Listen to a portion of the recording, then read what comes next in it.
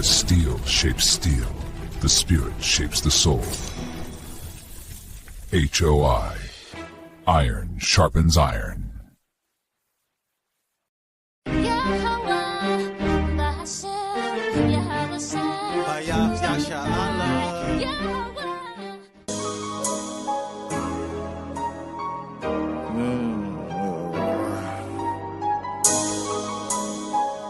Plantation.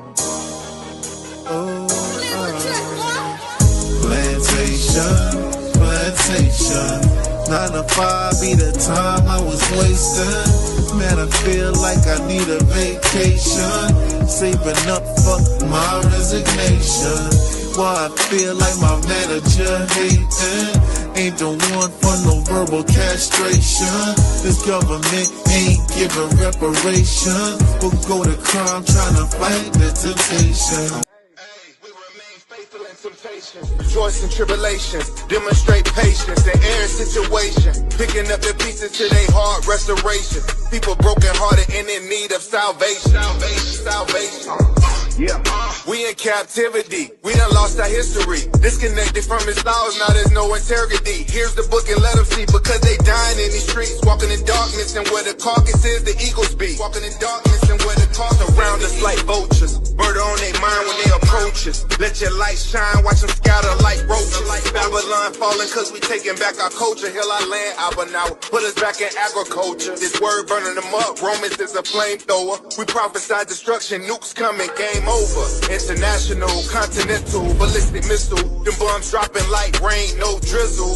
The lake of fire make them sizzle, showing fruits of the spirit. We don't gather figs of thistles. That's the dog, you know, so just like you were saying, right?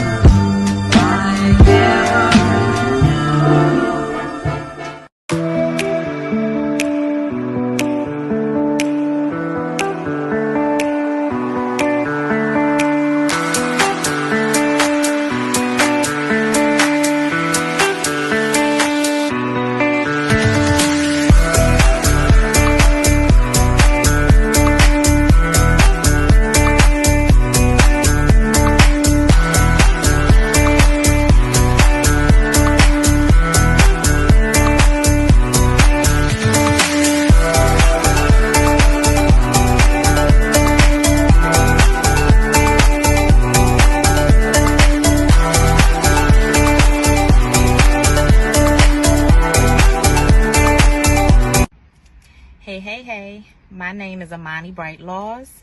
I'm a travel business owner.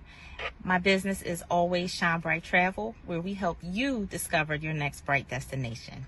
I want to talk to you really quickly today about becoming a travel business owner. Listen, if your passion is traveling, if your passion is exploring the world, if your passion is wanting to travel and explore the world, then you should become a travel business owner, okay?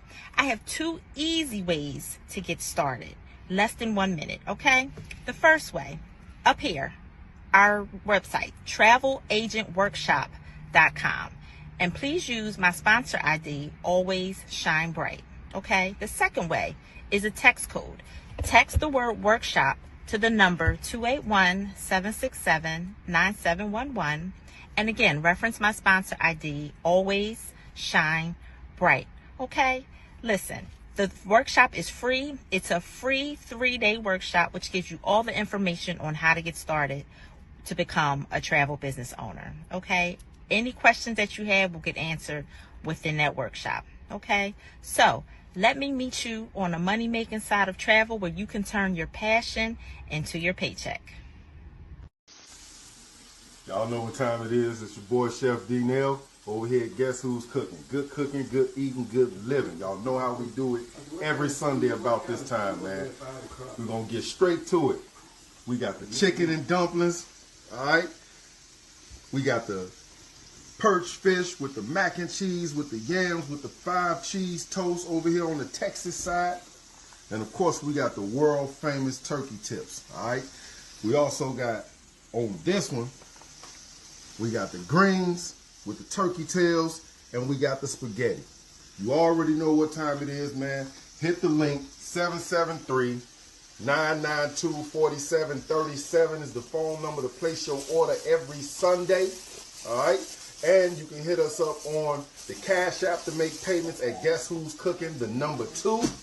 All right. You can hit the www.guesswho'scooking on the World Wide Web. You can catch us on Facebook Marketplace under Guess Who's Cooking. And of course on TikTok, man, at Guess Who's Cooking. Come on down. Get your orders.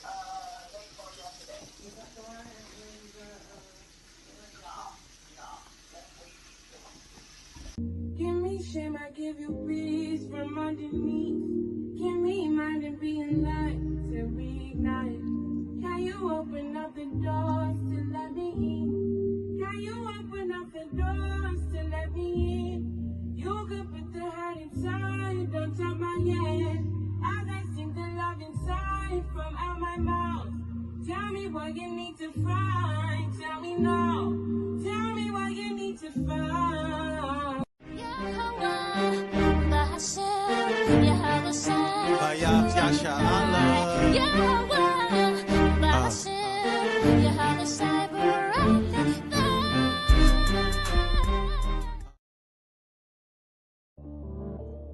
This the book of Job, chapter 11 and 14. If iniquity be in thy hand, put it far away, and let not wickedness dwell in thy tabernacles.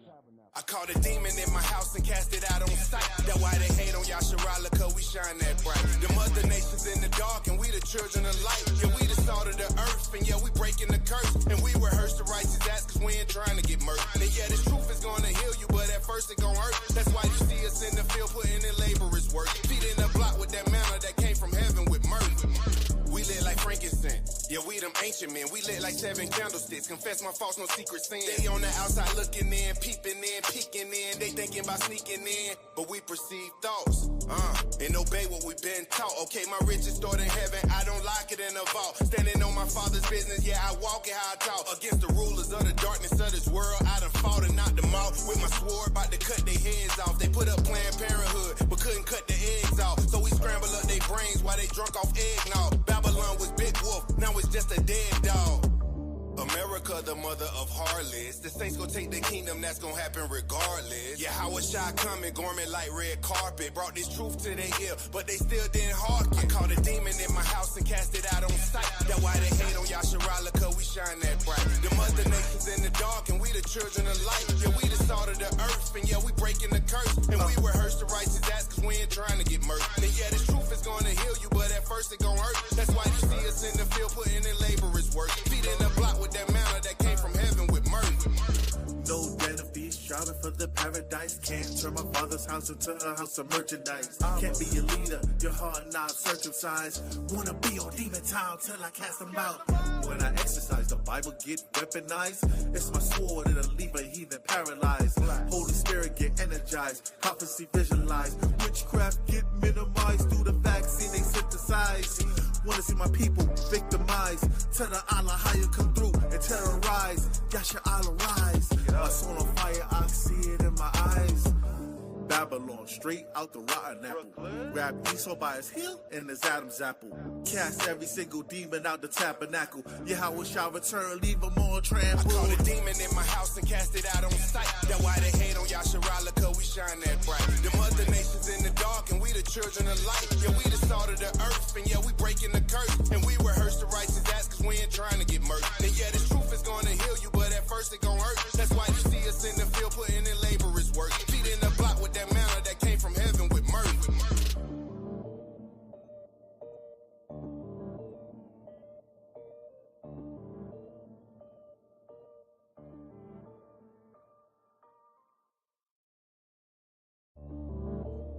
This the book of Job, chapter 11 and 14. If iniquity be in thy hand, put it far away, and let not wickedness dwell in thy tabernacles.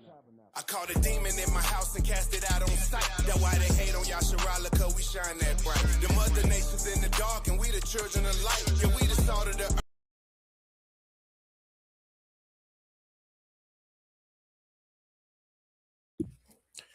Shalom, shalom, shalom. All praise, honor, and glory to Yahweh Ba'ashem Mashiach Yahweh Shai. Yahweh being the name of the Heavenly Father, Yahweh Shai being the name of his only begotten Son, who the world ignorantly calls Jesus Christ. Kwam Yasha'Allah. Rise Israel. The honors for our elders, still waking up the lost sheep of Israel in these last days. Obvious last days, right? Okay, so for tonight, I will be your host, Chaasadyah. In this, we're going to tie in biblical prophecy to current events. And my swordsman for tonight is Yazayan. Shalom.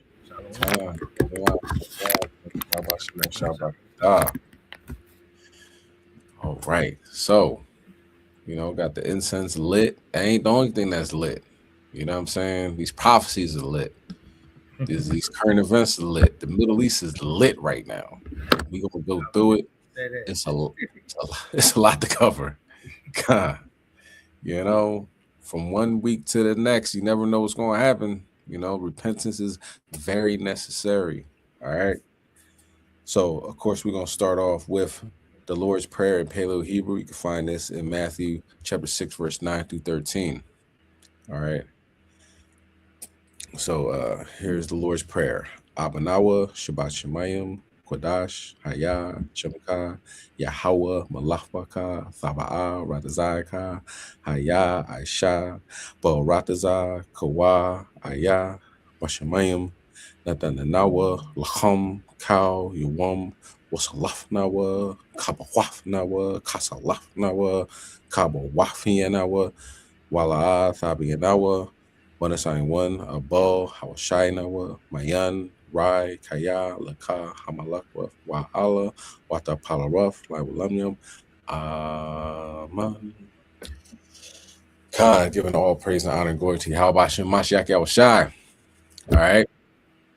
So, let's get started because this thing's crazy. First and foremost, we gotta say, Fair Use Act. Videos protected by these videos are protected by the Fair Use Act. You know what I'm saying? This is a class, so fair use. All right. It's like the incense and keep it going in the right direction. No shalom. No shalom. This is not the time period we living in. There's no peace. All right, ain't no peace popping off right now. This is wartime of I don't know how many different countries right now. The Middle East is at war. Put it like that. You gotta pick who's not at war. Yemen just said they about to jump in. They said, you hit my man's right here, I'm jumping in. And I'm gonna throw some shots at your oil fields. That's what Yemen said to all the Gulf countries about Iran. You mess with my homie, I'm jumping in that joint. You can talk all you want. You throw some shots, I'm throwing shots back. At all y'all. Not just one, all y'all gonna catch it. That's where we at, man. From one week to the next, we was talking about all the things that was going on as far as Jake. He found Jake in the woods in Georgia, lynched him. They shot Jake in Grand Rapids, shot him in the back of the head, chopped up the sister over there in California. It's like, Most High, we need you. And won't he do it? Came through in a Cobra clutch. All right, let's go to Jeremiah 46, verse 9. We'll start there. This is the book of Jeremiah, chapter 46 and verse 9.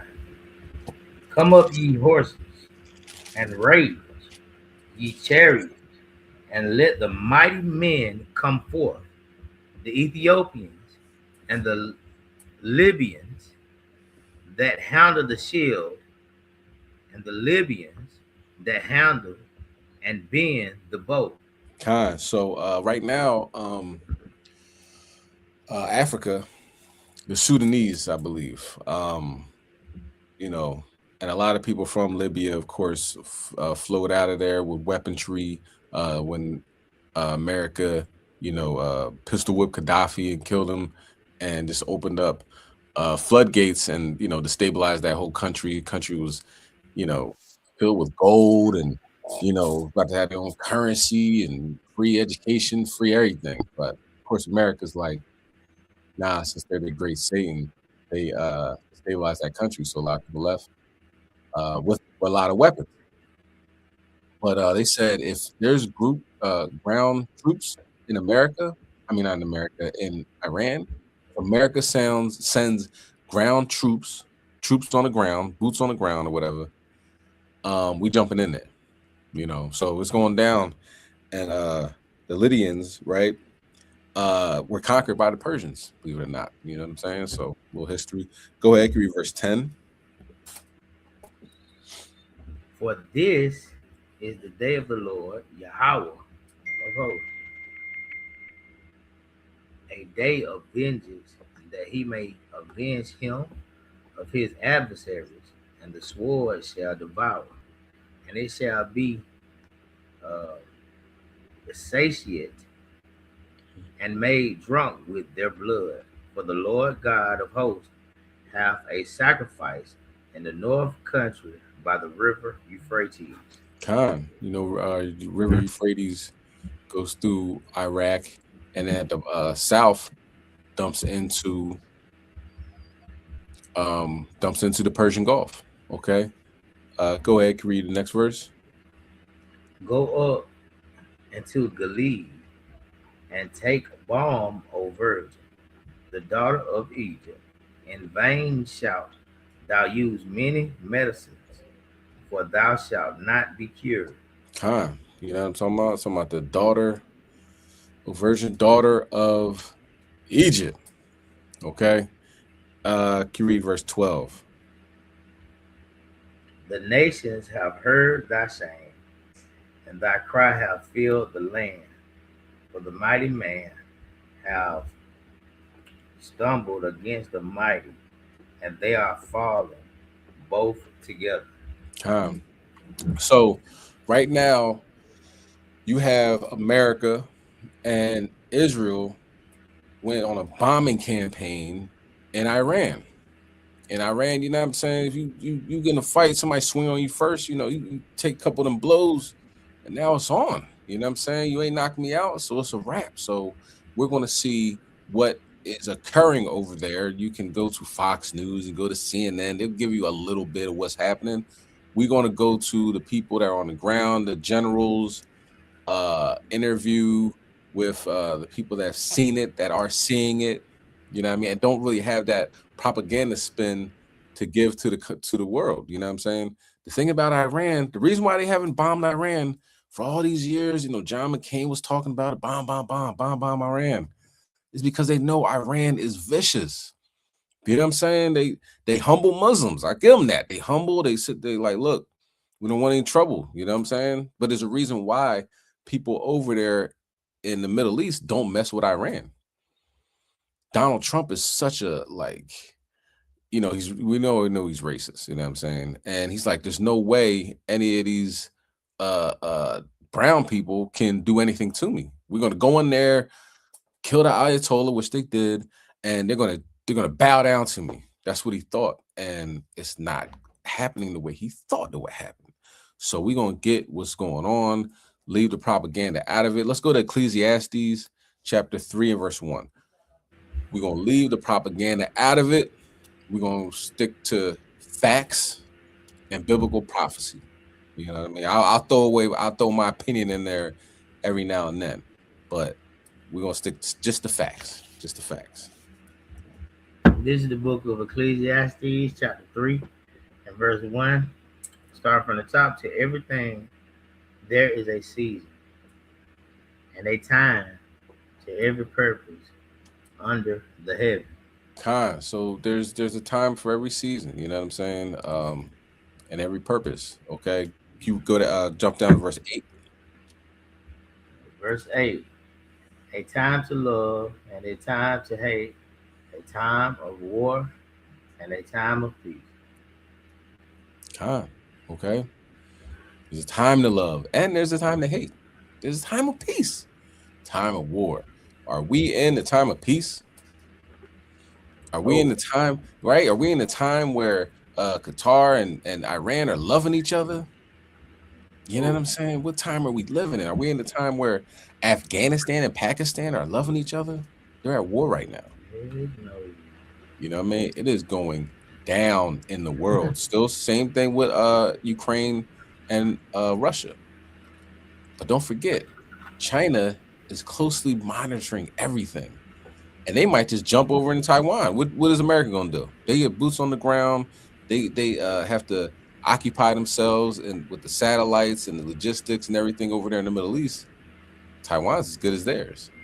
So the time period we living in, no shaloms, no peace whatsoever. Okay, let's go to Joel chapter 3, verse 3.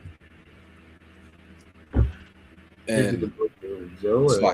Slack it. And this is a beautiful time because please don't forget what they were doing to us a week ago, 2 weeks ago.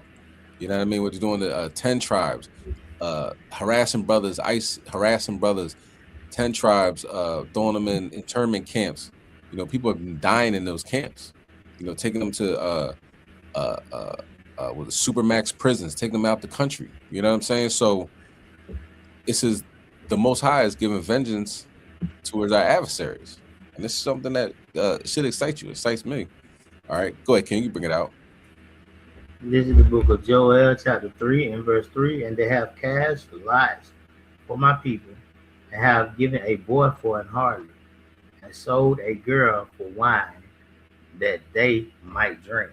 Using us for currency. Go ahead.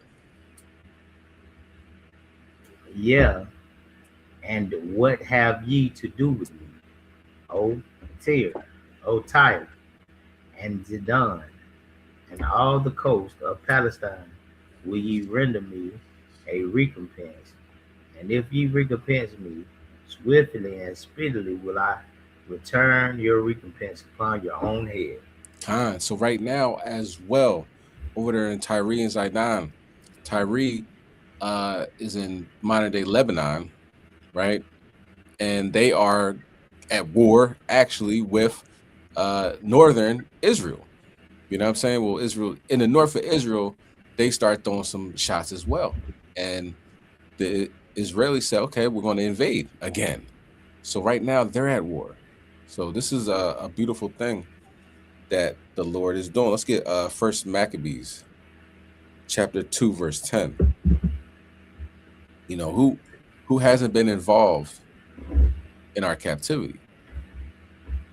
So who's going to get it? Man, everybody got it, man. Most High ain't got no picks right now. Over there in the Middle East, you know what I'm saying? Everybody's catching it. Everybody. Iran just started throwing ballistic missiles and drones. Saudi Arabia, Qatar, Bahrain, Dubai, Kuwait, you name it. Cyprus, just all over the place. Every place. Oh, and of course Tel Aviv, destroying these places. Okay, go ahead, King. You bring it out. This is First Maccabees chapter 2 and verse 10. What nation have not have a part in her kingdom and gotten of her spoils? So who's innocent? Who's innocent? None of them. None of them. Okay, and Iran is getting demolished as well. They catching hell too. You know what I'm saying? Because when you spend trillions of dollars on planes and boats and everything like that and military hardware, you're going to have some things for, to blow up, and that's what they're doing. They're blowing up a lot of stuff over there in Tehran and Iran as a whole. But Iran has such a network of underground tunnels and bunkers, and you know what I'm saying. That's why they're saying we gotta put boots on the ground. We gotta put boots on the ground because, you know, at one point in time it looks like everything's clear, and then the next time they got 700 missiles flying all over the Middle East, and then they go right back in the bunkers and they're like, yo, where they go? You know what I'm saying? So they want to go in there and put boots on the ground. But guess what? Who them boots on the ground gonna be? You know what I'm saying? That's gonna be. They said the Kurds. They said the CIA is getting the Kurds together. You know, the CIA building over there in Saudi Arabia got bombed. They said like six CIA agents got murked. You know what I'm saying? Don't forget they was putting drugs in your neighborhood. Still are. You know what I mean? Like the sister said, ICE is still terrorizing our people. It hasn't really changed. Do you know what I'm saying? But one good thing is that the Most High is fighting for us. You know what I mean? They're mighty men. You know, we were talking about last week, the Most High going to take out these police officers. Well, he's taking out the military. You know what I'm saying? So you ask the Most High for an apple, he going to give you an orchard. You know what I'm saying? So it's you know, they're still doing what they're doing, but they getting bombed. You know what I'm saying? And it's just a beautiful thing to see, y'all. Okay, let's go to Isaiah 34, and we'll start at the top. The Lord don't play about his folks. You know what I mean?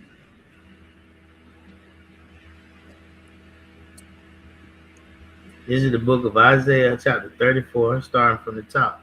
Come near, ye nations, to hear, and hearken, ye people. Let the earth hear, and all that is therein, the world, and all things that come forth. Look, everybody pay attention, man. You know, Dubai. Remember Dubai?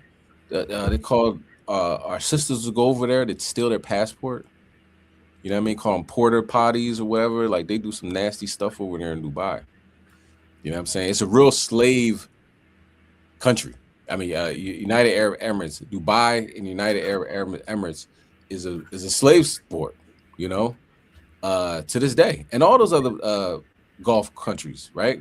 Because the United States props them up. The United States says, "Yo, let me have a military base in there. I'll leave you alone. Matter of fact, nobody's gonna bother you. You can always be king. You can always rule." You know what I'm saying? And they allow them to get full access and have the military bases there and everything like that. But what's happening now? They can't defend that. Who wants to go to Dubai now? They got drones all over the place. You know what I'm saying? Those $20,000 Iranian drones are blowing up billion-dollar hotels. You know what I'm saying? Who wants to? You're rich, you got a bunch of money. Oh, I'm gonna go to Dubai, hang out with all the rich people. They're not going to Dubai no more. Dubai's falling apart just like that, off a little, you know, a couple dollars spent on the drone. So it's all of them. The Lord's bringing them all down. Can you read next verse?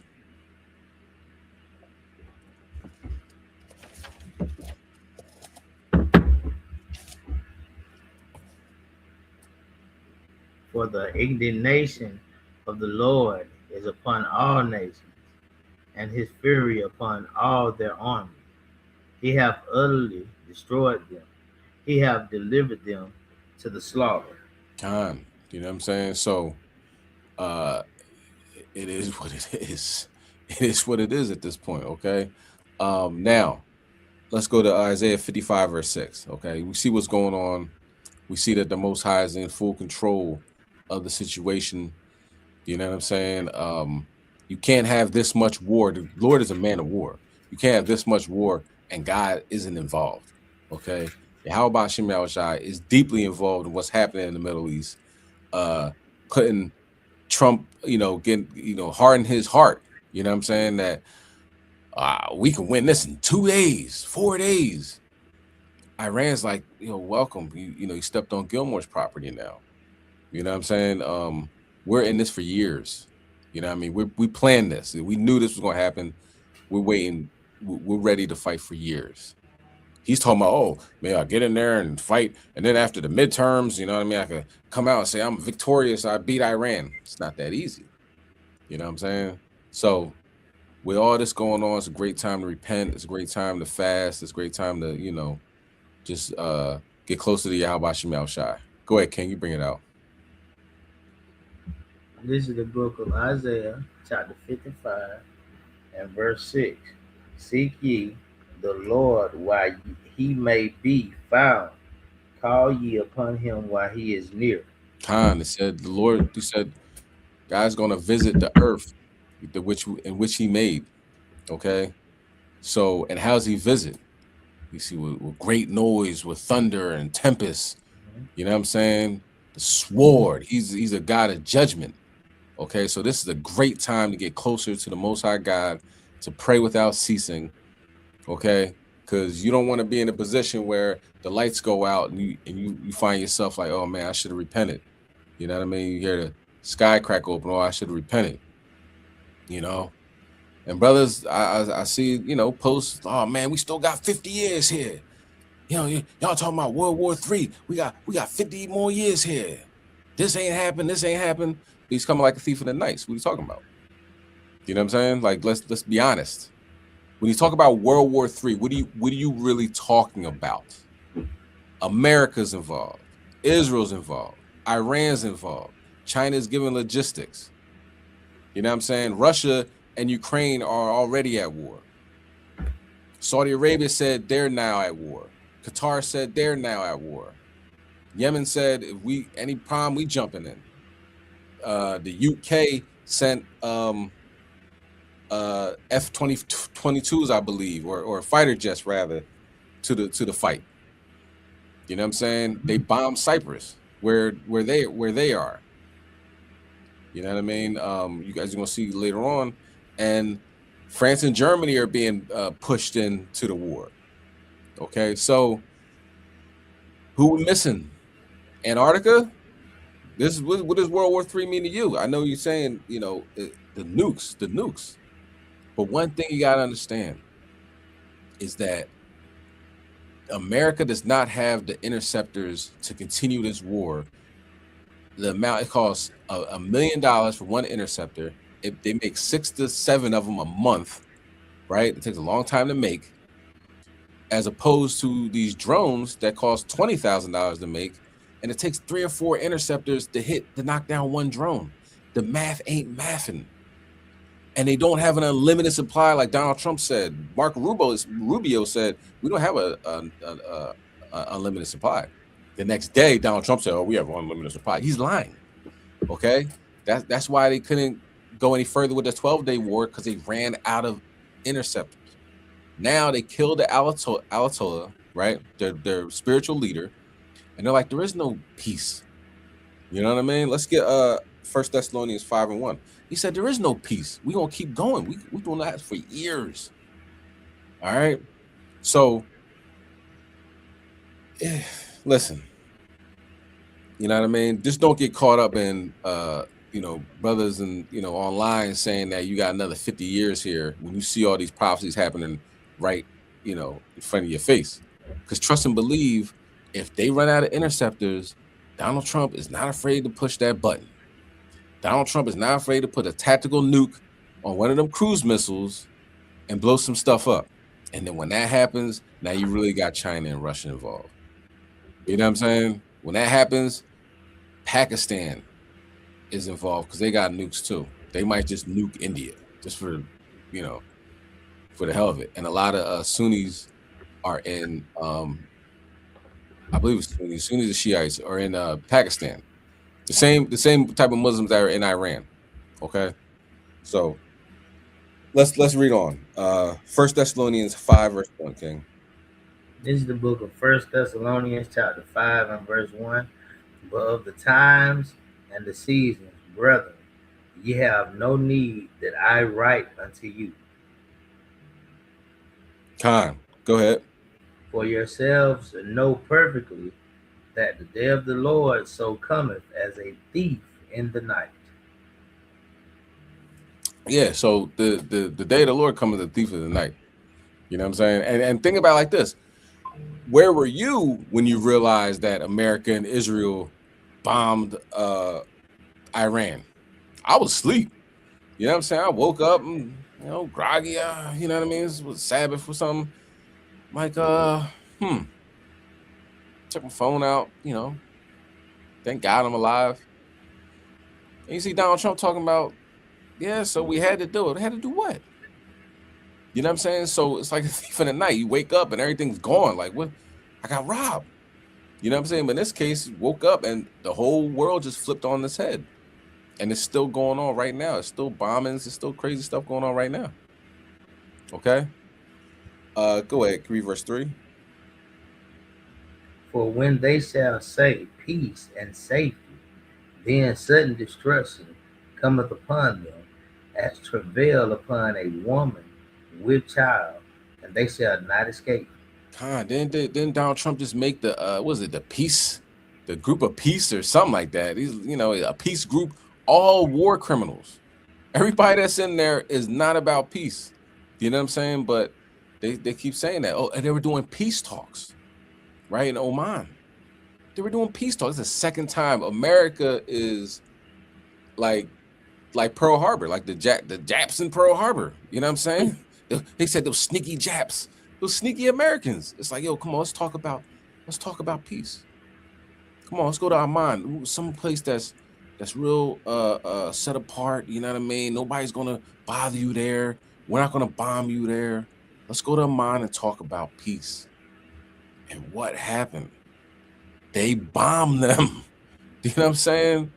America is shiesty. That's why the ICE agents wear those poo shiesties. They're not even called poo shiesties no more. They're called ice masks. You know what I mean? Poo shiesty don't match up to the people wearing the masks that are ICE agents. They be shooting people in the face 3 times at close range. You know what I'm saying? So America is just completely showing itself as being the son of perdition. Who else? Okay. All right, let's watch the first video and we'll come back with more scriptures and more descriptions of what is going on. And, you know, let's just say, you know, all praise and honor to Yahweh Shem Mashiach Yahushua. Beautiful time to be alive, y'all.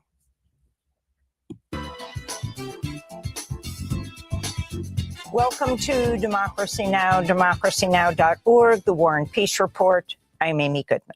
The Iranian Red Crescent Society says more than 550 people have been killed since the U.S. and Israel launched a full-scale military assault on Iran early Saturday.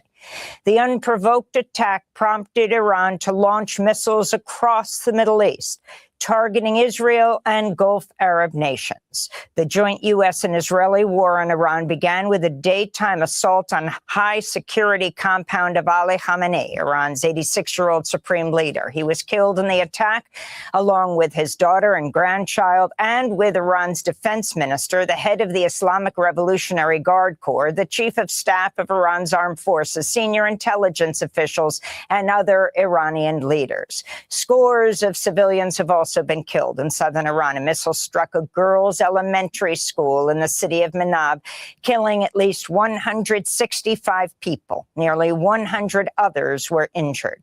Video of the aftermath shows rescuers searching through twisted concrete and rubble strewn with textbooks and backpacks as screams are heard in the background.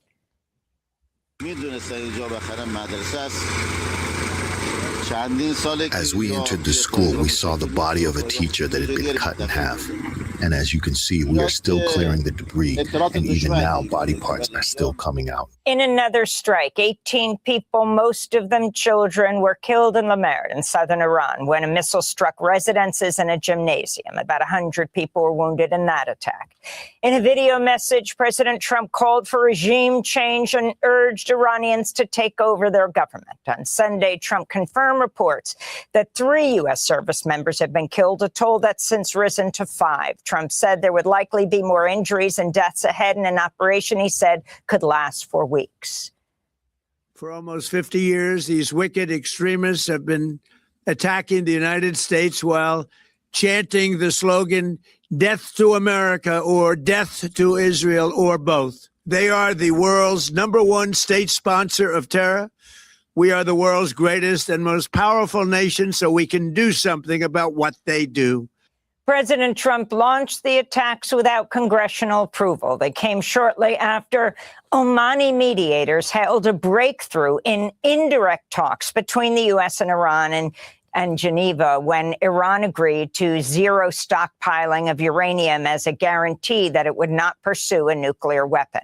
Iran's Foreign Minister Abbas Araghchi condemned the U.S. for abandoning diplomacy.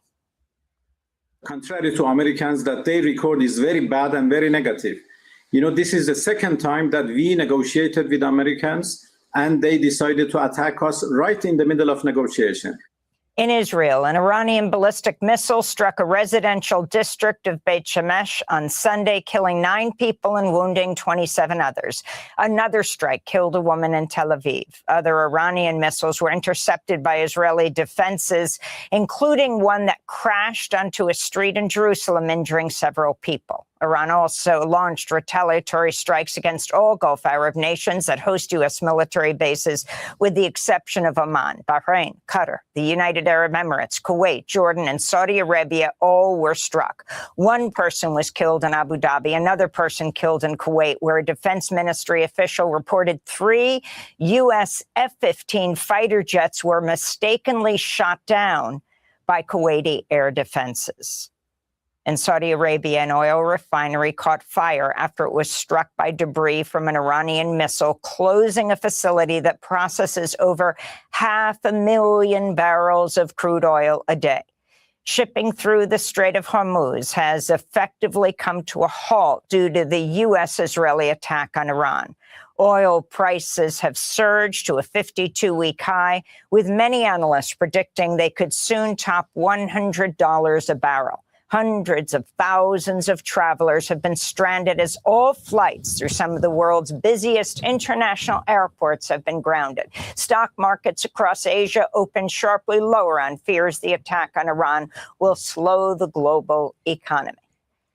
Lebanon's health ministry says at least 31 people have been killed and nearly 150 wounded since Israel launched renewed airstrikes on Beirut's suburbs and other parts of Lebanon on Sunday. Tens of thousands of residents of southern and eastern Lebanon were seen fleeing their homes after Israel ordered people in nearly 50 villages to evacuate ahead of a planned bombing campaign.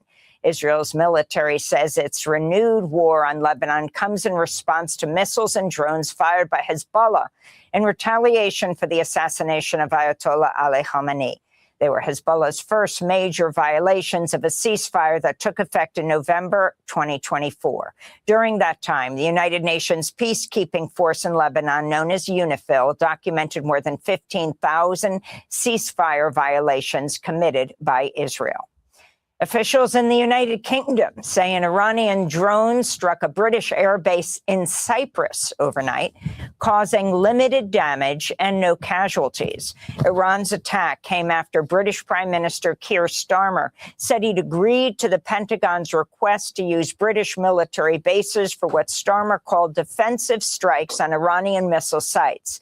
Separately, France said it was sending 2 warships to the Red Sea to join a European naval mission.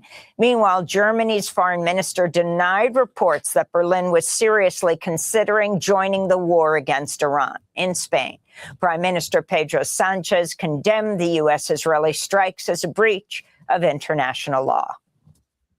Se puede estar contra un régimen odioso. It is possible to be against a hateful regime, as Spanish society as a whole is against the Iranian regime, and at the same time be against an unjustified, dangerous military intervention that's outside international law. One must be against a war that was started without the authorization of the United States Congress or the United Nations Security Council. On Saturday, Russia and China requested an emergency meeting of the United Nations Security Council, where China's foreign minister called for an immediate ceasefire and the resumption of talks. Russia condemned the U.S.-Israeli attacks as another unprovoked act of armed aggression.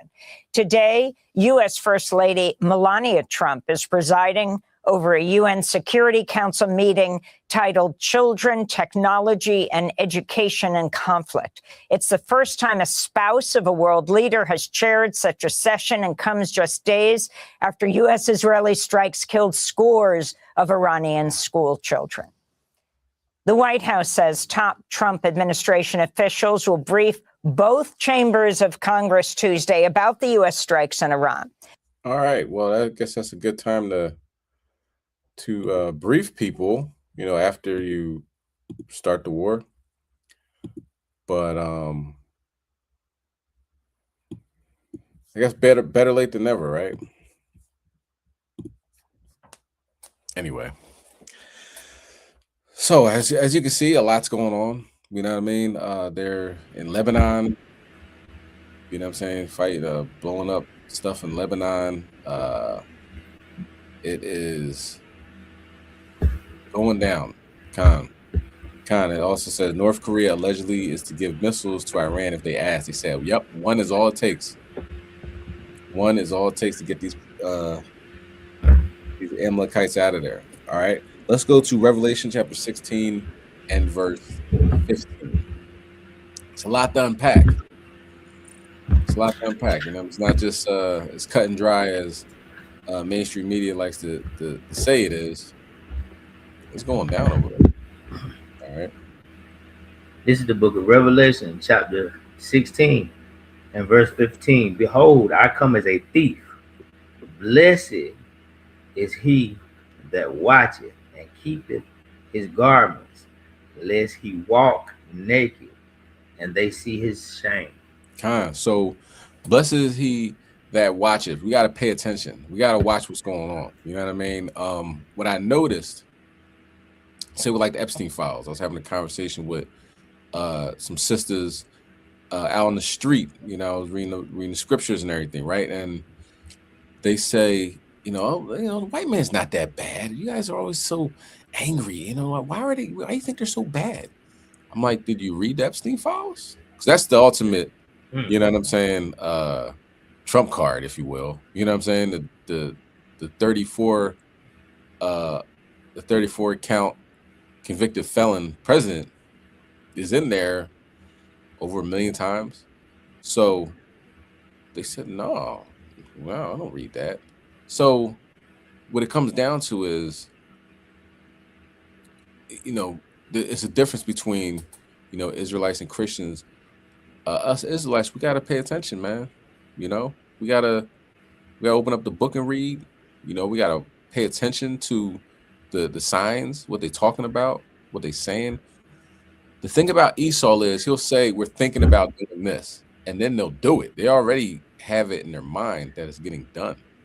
For instance, they said, we're going to have the Kurds, we're going to arm the Kurds and bring them into Iran as a ground force, right? So if you actually sit back and think about it, how well is this going for the Americans? You know what I mean? How did Trump anticipate that he's going to need foreign fighters in this war? Did they anticipate this from the beginning? I don't think so.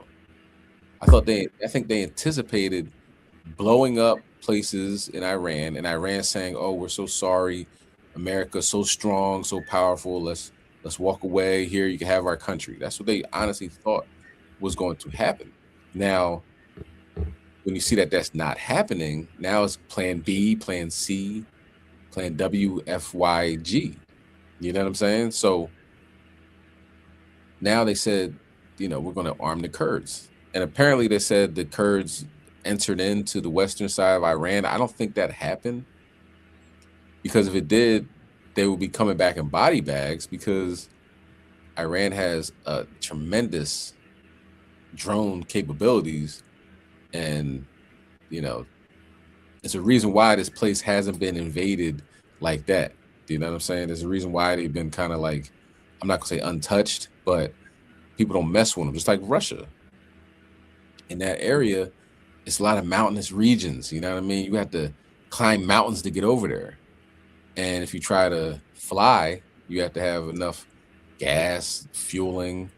You got to look out for RPGs hitting you from the top of a mountain. People just living on mountains with RPGs. It's not like the movies. You know what I'm saying? But when they say they're going to bring in ground troops and they're foreign fighters, the next thing you can anticipate them saying is the draft. Your children are going over there to fight for America. You see the video, it was a guy, he was a Marine. He's saying, we're not fighting for Israel. And the cops came and took him out. I don't know where they were speaking. There was a senator that helped them take him out, and they broke his arm. They broke a Marine's arm today when he said, we're not going to fight for Israel. You've seen it, like his arm got stuck in the door and just cracked, and you could hear it like pop, and everybody's like, oh my God, like, you know what I mean? Put their hand up to their mouth and all that. Like, you guys just did that to a Marine. So I just say that to say the people that are making decisions are in the Epstein files. All of them. You know what I mean? Ludnick, Trump, a bunch of other people. You know, the people that are at the high states, like the corporate CEOs that make the decisions. They were in there. Prince, whatever his name is, Andrew. All right. Can you read verse 16?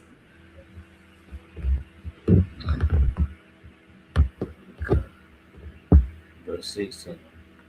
And he gathered them together into a place called in the Hebrew tongue Armageddon. So this is the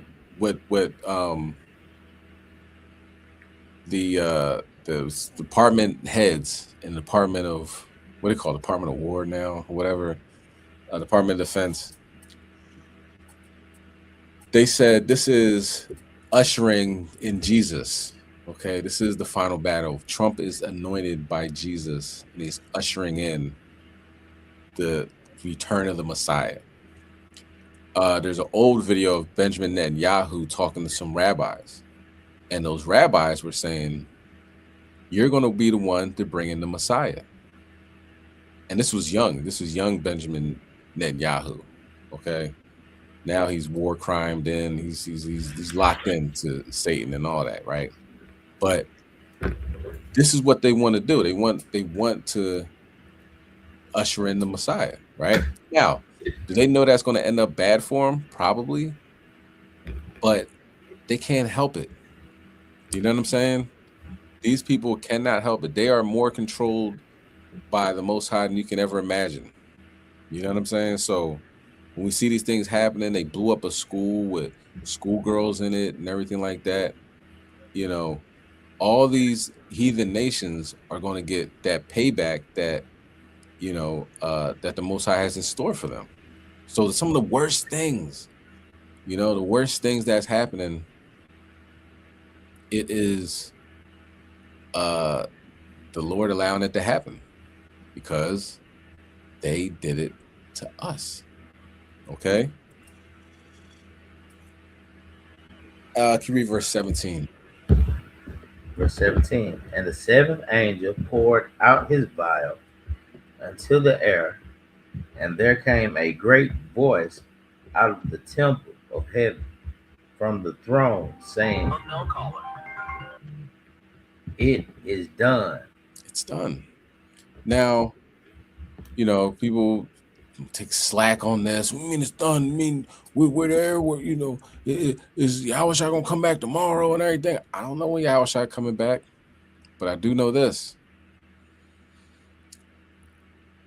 the United States doesn't take losses. What I do know is that they don't have interceptors, and when they keep getting bombed, they are going to do something to win this war. It's really, you know, we live in a day of social media, and it's ironically these old farts like Donald Trump and all them and the people in the White House, they're like, oh, we got to make this thing look good, you know. So we can't lose. You know, this is my legacy. You know, Donald Trump will have no problem putting his finger on the button. You'll have no problem issuing the draft. And you got to understand that they closed the Strait of Hormuz. Okay, we're going to talk more about this. They closed the Strait of Hormuz. Your gas is sky high. It went from under $3 to now I think it's $3.20, only in a matter of days. And it doesn't seem to getting any better. Slocky, what'd you say? I said, I know one thing, though. I ain't got no interceptor that's going to stop the house out of it. Oh, God, how good your interceptor is. God, yeah. They're going to be in their Third World War, right? Like it says in Second Ezra, and they're just going to have to stop and try to fight God's son. You know what I mean? It ain't gonna end up good. You know what I mean? But it's when gas goes up, prices go up. When prices go up, inflation goes up. You know what I'm saying? And wages remain stagnant or they'll drop. People aren't going to be able to hire people because, you know, gas is $4, gas is $5. You know, it's going down. Now let's look at some of the people that are involved. Okay, in this what we call World War III. The leaders of Britain, France, and Germany are now saying that they are ready to conduct defensive strikes. Russia and China have both publicly condemned these strikes. There'll be news coming out that more nations are entering the U.S.-Iran conflict in the Middle East. Take a look at the latest headlines coming out with me today, March 2nd, 2026. War. Qatar joins the war against Iran. China, Russia, North Korea, and Hamas condemn the killing of Iran's Khamenei. Lebanon plunged back into war as Israel targets Iran-backed Hezbollah. UK, France, and Germany are ready to join the U.S. in the war against Iran. Germany says that it's considering joining Israel-U.S. campaign against Iran. However, a couple hours ago, take a look at this. The top diplomat is denying that Berlin is going to be joining the Iranian war. Now, Trump claims the U.S. is yet to launch its largest wave of strikes on Iran. The big one is coming soon, he said, and you can see this coming out today. Now, live updates. Trump says that the war is likely going to be lasting 4 to 5 weeks. Israel is currently under fire, and he is saying that we are ahead of schedule, though, on the war calendar. Iran conflict escalates. 4 U.S. service members killed as the death toll climbs, and Trump warns Iran about larger strikes as the war spirals in the Middle East. And just an update here for you, in case you've heard fake news, they're saying Netanyahu's office dismisses Iran army claims that the prime minister's fate is unclear after a purported Jerusalem missile attack. We're hearing that Netanyahu's office was hit today, and they are saying that his condition is unknown. They're saying that is false, that he is safe, he is fine. But we are seeing, in fact, that this war is expanding. And let me know your thoughts. So do you think that this is going to scale up into a bigger, wider global conflict? And the concern is that it spills out of not just the Middle East, but potentially into Europe and the United States. I shared with you yesterday that we have heard that the FBI has raised high alert for cities here in the United States of potential threats of attacks from sleeper cell groups from Iran or Iran-backed proxy groups. So that is true, right? That took place in, that we know of, the one in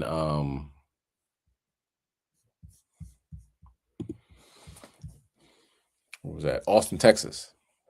Austin, Texas. It was a guy, I said at the Purim service that he was 15 years old. That was the initial report that I got, but apparently he wasn't 15 years old. He's 56 years old. He had a hoodie on that said "Property of Allah," and underneath that he had a t-shirt with the Iranian flag on it. So it doesn't take much to figure out what was going on there. All right, and he shot 17 people. There's another mass shooting in Cincinnati. 9 people got shot. I don't know the ins and outs of that. So all this happened within 24 hours of the initial strike on Iran and the assassination of the Ayatollah. A person from the State Department stabbed 4 women in a road rage incident in D.C. So they might be under a little bit of stress right now. You know what I mean? Things aren't going the way they planned it to go. So a lot of people, what I noticed is just driving around, you know, people are kind of losing it. You know what I'm saying? Just going through traffic lights and everything. Not saying, you know, there was all put together before this, but I'm just seeing the result of not knowing what's going to happen next. People are just kind of like crashing out. I was in the grocery store the other day and I saw this face of this Edomite woman, and she looked like somebody had a gun to her back. She looked like she was being held hostage. You know what I mean? The fear was on her face and the uncertainty of it all. And it was unbelievable. You know what I mean? Unbelievable, but believable. You can imagine Esau knows what's going to happen next to you know, the point that nobody likes them, and they have to deal with the consequences. So that must be weighing heavily on them. Let's go to Isaiah chapter 21 and verse 2. The main thing is Iran has to lose, right? They gotta get regime change. You know what I mean? For America to say they win, because America says we're the toughest people in the world. All Iran really has to do is survive, and he's going to talk about this in the next video. Go ahead, King, bring it out. You said this is the book of Isaiah, chapter 21, and verse 2. A grievous vision is declared unto me. The treacherous dealeth treacherously, and the spoiler spoileth. Go up, O Elam, besiege, O Media. All the sighing thereof have I made to cease. Khan, okay, so these visions are treacherous. You know what I mean? A treacherous dealer, the spoiler spoileth is bad. You know what I mean? Elam is taking over. You know what I'm saying? Showing themselves to be why they remained, you know, intact for the most part, even though, you know, they were conquered, right? Greek captivity, Muhammad came through, but they're pretty much an ancient group of people still, you know, with the people in the land now, and they know warfare. They're very mindful when it comes to warfare. Go ahead, read next verse. Therefore my loins filled with pangs having taken hold upon me, as the pangs of a woman that traveled. I was bowed down at the hearing of it. I was dismayed at the seeing of it. Read on. My heart panted like fearfulness affrighted me. The night of my pleasure hath he turned into fear unto me. Okay, so let's check out what's going on with these Persian Medes and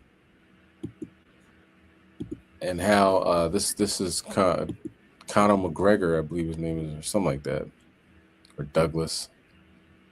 But he has a good take on what we're seeing.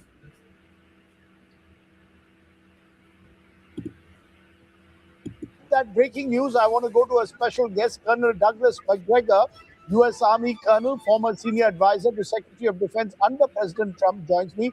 Appreciate your joining us, Colonel McGregor. How do you see what's happened in the last 72 hours? It appeared that unlike in June, where Israel and the U.S. virtually had a free run of the skies of Iran, now the ballistic missiles are spreading across the region. Iran is striking back at UAE, at Bahrain, at Kuwait, and making it, as Yusuf just described, a regional war. Do you believe America is prepared for this, for a long war now? No, and I hope that your audience understands that this war is now an Indian emergency as well. If India's $500 million investment in Chabahar is on fire and its oil routes are blocked, then Indian interests are at severe risk. You depend upon 2.6 million barrels of oil to flow through to your ports from the Strait of Hormuz every day. If that closes, then every Indian family ends up paying a war tax they didn't vote for. So I think I hope that India understands this, because India has a role to play in this crisis. We'll come to the Indian role, but what you're saying seems to suggest that you also believe that the arena of conflict this time is spreading far and wide with serious economic consequences. Am I correct? Well, of course, every American base in the region has been hit. Even the American air base at Incirlik in Turkey has been struck. All of these bases have been rendered unusable by us, whether they are seaports or airfields, it doesn't make any difference. So Iran has done really a spectacular job of simultaneously attacking all of these critical bases very early on. And finally, remember, this is probably going to go on for weeks or months unless someone sobers up in Washington. But the thing that will decide this outcome is logistics. We simply don't have enough missiles on hand, and we have a very long line of communications that takes us all the way back to the United States. We've lost most of the ports, virtually all of them in the region, that we would normally use to reload ships, reload missiles, reprovision our forces. So our elements at sea, as well as on land right now, are limited in how long they can maintain this war, contrary to what is being said in Washington right now. So are we to understand that Washington was not prepared for this kind of Iranian retaliation? Is that what you're suggesting, that in any war game planning in Washington at the Pentagon, there was no idea that Iran would immediately escalate this or try to escalate it into a regional conflict, which could then get far more prolonged? Well, whether or not someone in the Pentagon knew anything or thought it all through is a question I can't answer. But one thing is very clear. We don't have an end state in mind. There is no off-ramp. The conditions that we demanded, which were really Israel's conditions from Iran, could not be met. They never could. So it's very obvious that what we need today is a way to stability. Right at the moment, we can't get there. You know, by the way, I think it's very important for people to understand that this war began with the Israeli strike. And frankly, at the time, we were not yet ready to fight, but we decided that we would go in support of Israel anyway. So I don't think any of this is going to any sort of agreed strategic program or schedule. You made a very interesting point. You seem to suggest that this war, in a way, is being driven by the Israelis. They did the first strike, and the Americans are simply following on that, which is very strange. That normally doesn't happen. Normally, it's the other way around, that the U.S. takes the lead. Are you saying it's been very different in that sense? Netanyahu is the one who has virtually pushed Donald Trump into this war. Netanyahu has more influence in Washington, where essentially the Israel lobby has purchased the Congress and the White House. President Trump owes his position in the White House to Zionist billionaires that funded him. So Israel is very much in control. The United States is not.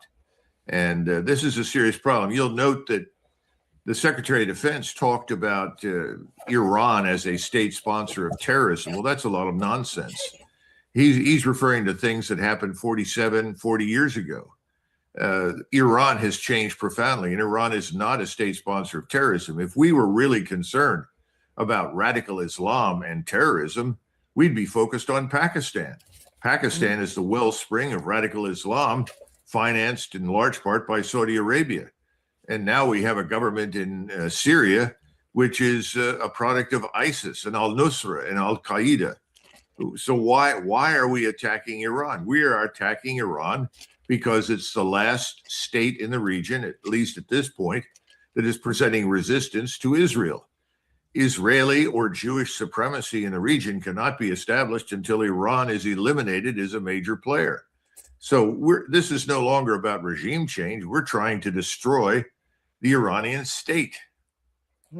But so when Donald Trump today turns and says that, look, we're going to escalate this war, you've not seen it in an unprecedented manner, it may take weeks.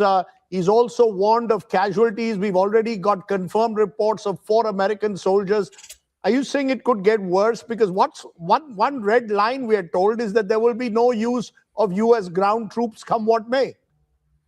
Well, there can't be any use of ground troops simply because we don't have the ground troops to send. Our army is a fraction of what it was in the past. We simply can't project power into the region. If we try to project power into the region, ballistic missiles will destroy us. Cruise missiles will destroy us. This is a new world we're in. We're seeing the end of an old era and the beginning of a new one. You know, if you just look at the UAE, for instance, it is being effectively taken out of the world economy by a few cheap drones.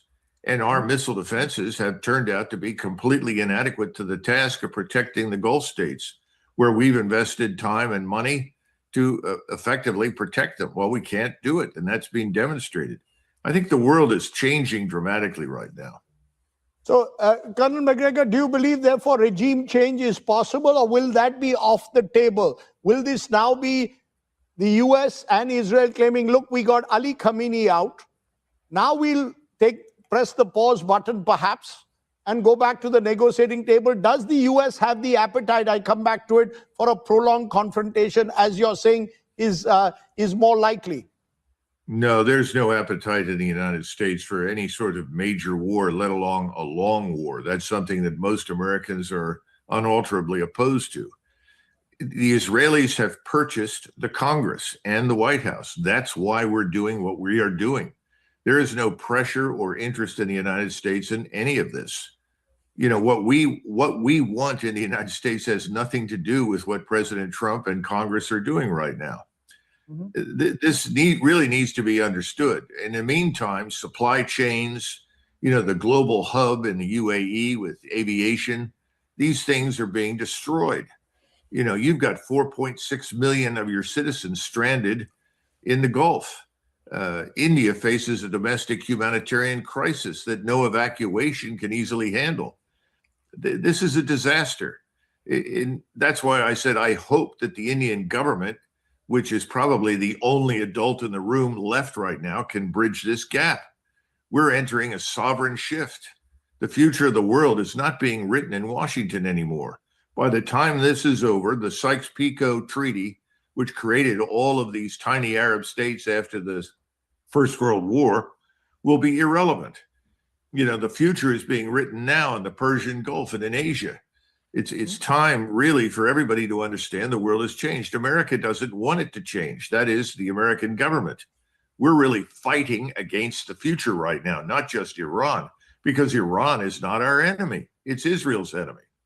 But in conclusion, you've got the might of the American forces, you've got and technology, you've got Israel with perhaps the sharpest intelligence that you can get, and also a very strong force with technology. And you've got other nations slowly grouping, rallying around the US and Israel. Are you telling me that Iran can resist this, you believe, for an extended period? Yes, I think Iran is resisting. And that's really all Iran has to do. Iran is the one that has to endure. It has to survive. And I think that it will. The United States is in a very difficult position now because of all the bombastic rhetoric from President Trump. We keep advertising ourselves as the most powerful nation in the world. That means that Iran has to submit unconditionally to whatever we demand based on what the Israelis demand. That's not going to happen. In the meantime, I think we figured out that a few $1,000s worth of drones can take down a $500 billion economy in the Gulf. The UAE, great example. This thing is going to drag on for months. The Chinese and the Russians are watching. Iranian air defenses are beginning to be effective. The missiles that Iran has are almost inexhaustible, whereas the missiles on our side are very limited, and we can't produce them quickly. We can't surge power. Right. We can't surge missiles. Okay. I'm going to leave this, Colonel McGregor, there. You've, in a way, spoken. Okay. You know what I mean? Just putting it out there. You know? This is the fight. This is what's going on.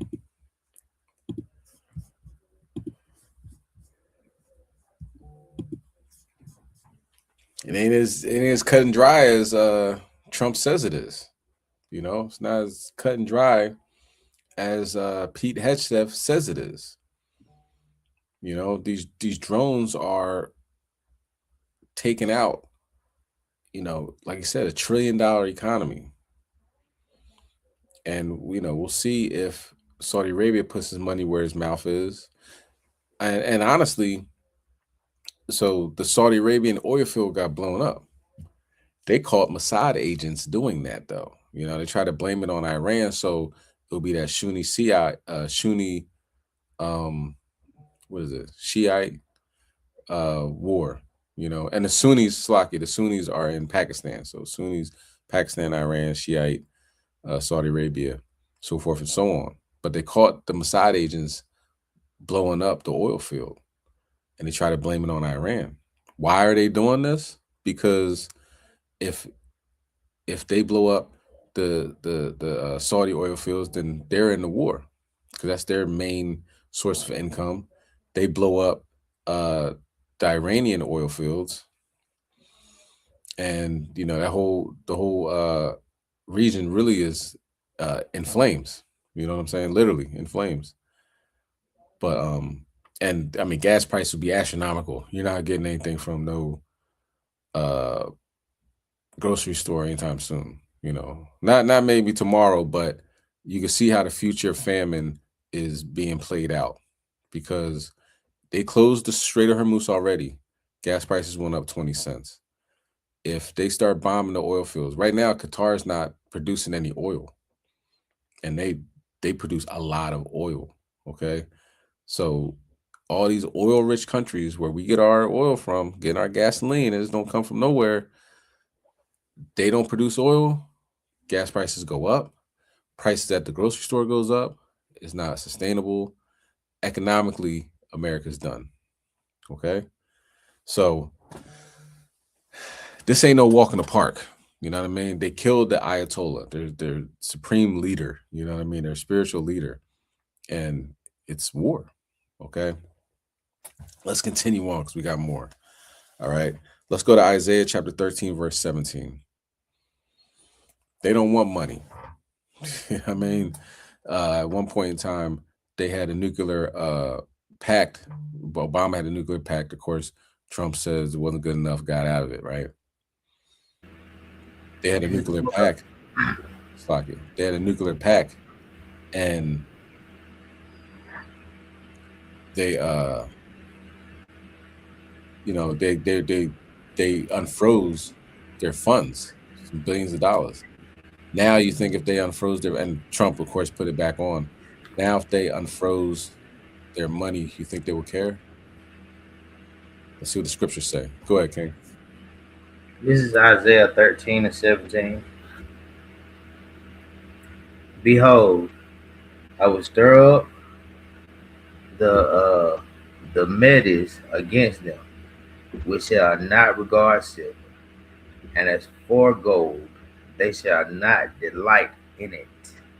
So he's stirring up the Medes. Go ahead, verse 18. Their bows also shall dash the young men to pieces, and they shall have no pity on the fruit of the womb. Their eye shall not spare children. So right now, those bombs are being deployed all over, but they're hitting military targets. Now, keep in mind, it was Iran that burned Baal, and this is right when the Epstein files came out. They burned Baal, and didn't take long after that, because that's their god. Netanyahu and Trump and everything, that's why they abuse children, and they get rewarded from their god.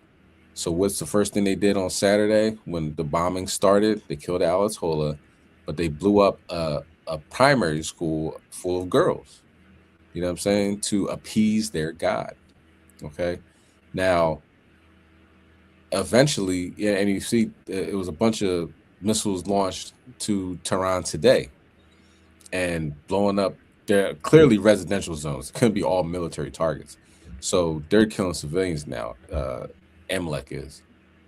So it might be a point in time where the Medes, as the scriptures say, they're not going to regard children either. You know what I'm saying? If you are part of the axis of Epstein, then you're going to get a missile delivered at your front door. Read verse 19.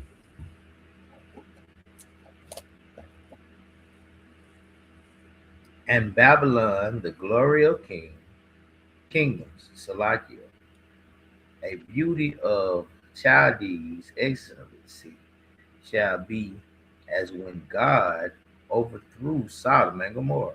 Because you gotta understand, everybody's getting tired of this place. Americans are tired of America. North Korea just came out of nowhere like, yo, you need a bomb? I got you. You know what I'm saying? You could blow up the Amalekites. One is all it'll take.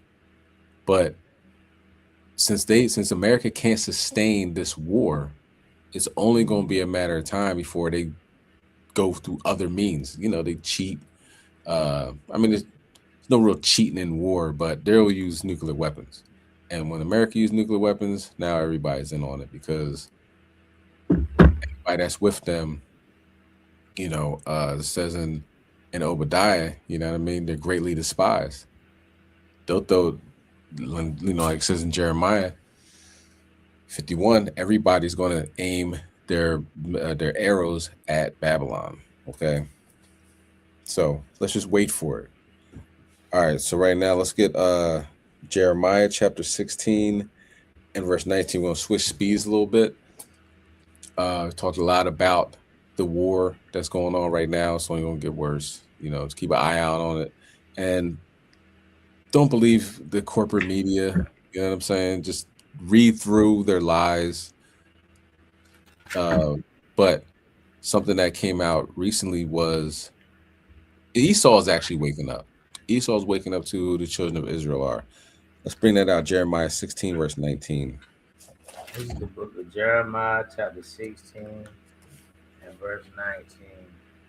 O Lord, my strength and my fortress and my refuge, in the day of affliction, the Gentiles shall come unto thee from the ends of the earth, and shall say, surely our fathers have inherited lies, vanity, and things wherein there is no profit. So Tucker Carlson, if you ever watched Fox News or seen Tucker Carlson, he has some of the best dog whistling racist things he can say. He's always been that type. He says, conservative Christian. They're all Christians, but of course the clans, the Ku Klux Klan was Christians as well. So he interviews Kanye West, and apparently behind the scene, Kanye told him some stuff.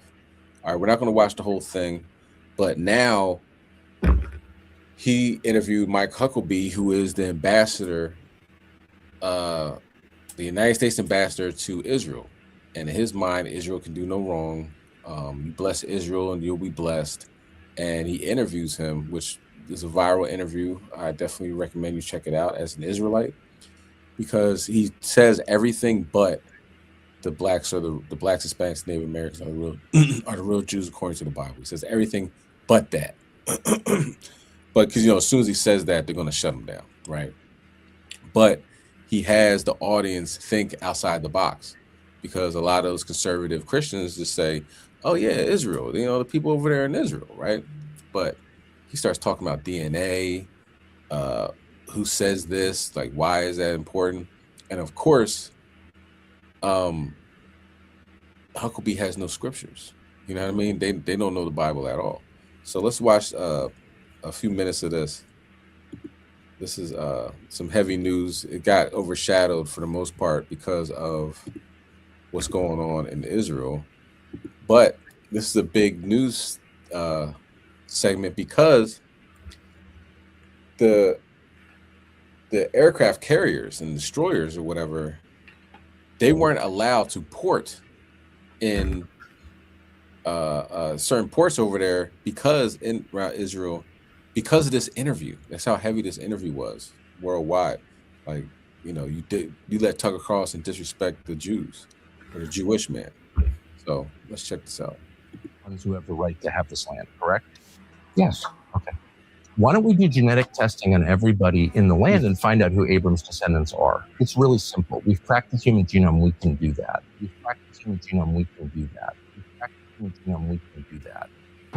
As for the Nazi thing, I really felt like we were just speaking so far past each other that we would never come to. It's like, I don't even know what the hell you're talking about. And especially when I decided or concluded that he really meant it, I was like, that's just too freaking weird to me. It's almost like Yeah, I can think of many other examples where you're interviewing someone else, say something that's like, I was interviewing a guy one time and he started talking about the black Israelites and we're the real Jews. And I was like, and it wasn't on camera, but I was like, it was so far out to me that I was like, we'll never kind of understand common terms on that.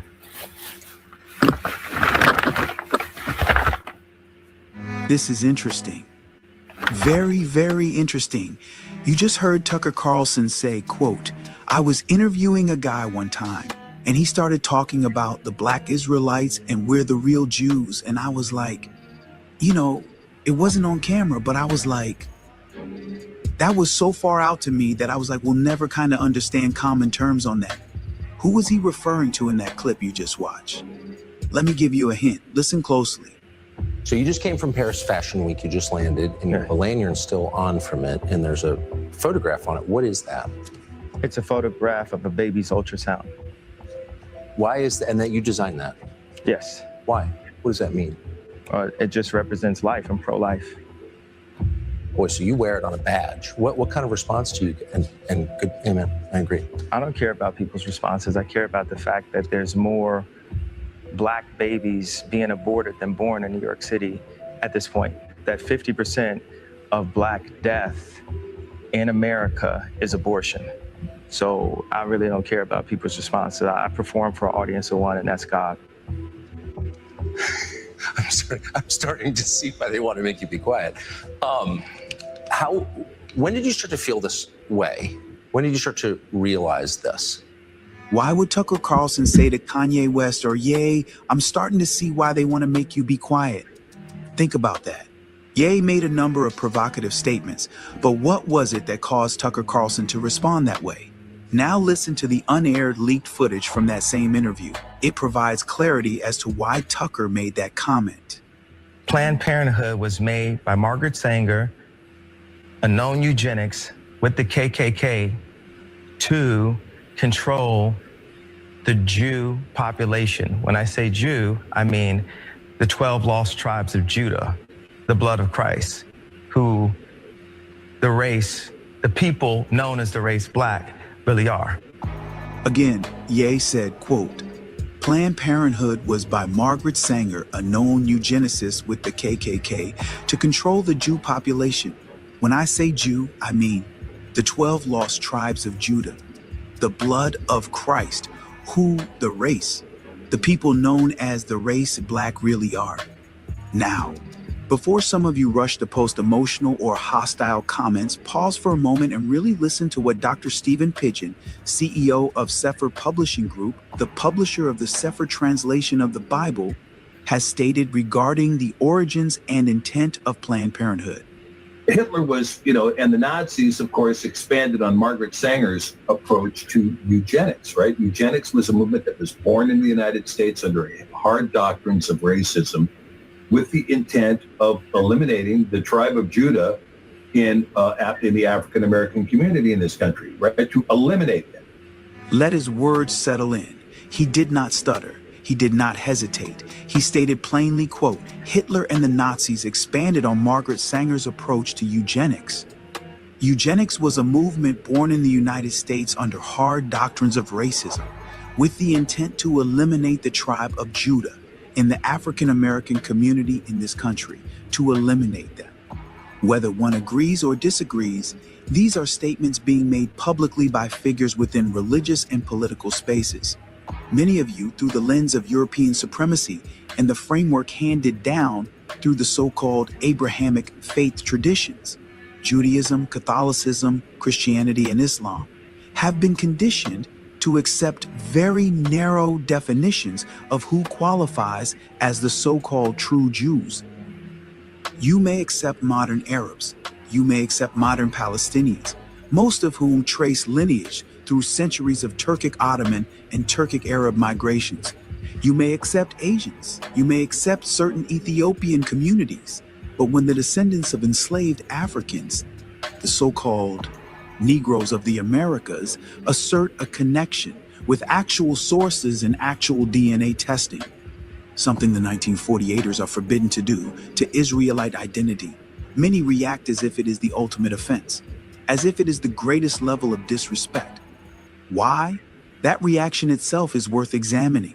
This is a trainer, but come to find out, he's actually Canadian intelligence, but this is my trainer. So this shows you the kind of handlers that are around the superstars in California, right? So it says, I'm going to help you one of a couple ways. First, you and I sit down and have a loving and open conversation, but you don't use cuss words. And everything that is discussed is based in fact, and that's some crazy stuff that dumb friend of yours told you, or you saw in the truth. Second option, I have you institutionalized again, where they medicate the crap out of you, and you go back to zombie land forever. Play date with the kids just won't be the same. This is the way a Hollywood trainer was talking to me to force me to go and like apologize. You think about if Harley was part of intelligence, right? What kind of people you think are surrounding my kids? What kind of people you think are in that house? But very few people took that claim seriously. In fact, it was exactly the kind of thing a crazy person would say. My trainer drugged me into submission. He's trying to make me into a zombie. Right. Sure he did. Have another olanzapine shot, Kanye. You look tired. So that's where the story stood until the other day. Nobody believed Kanye West.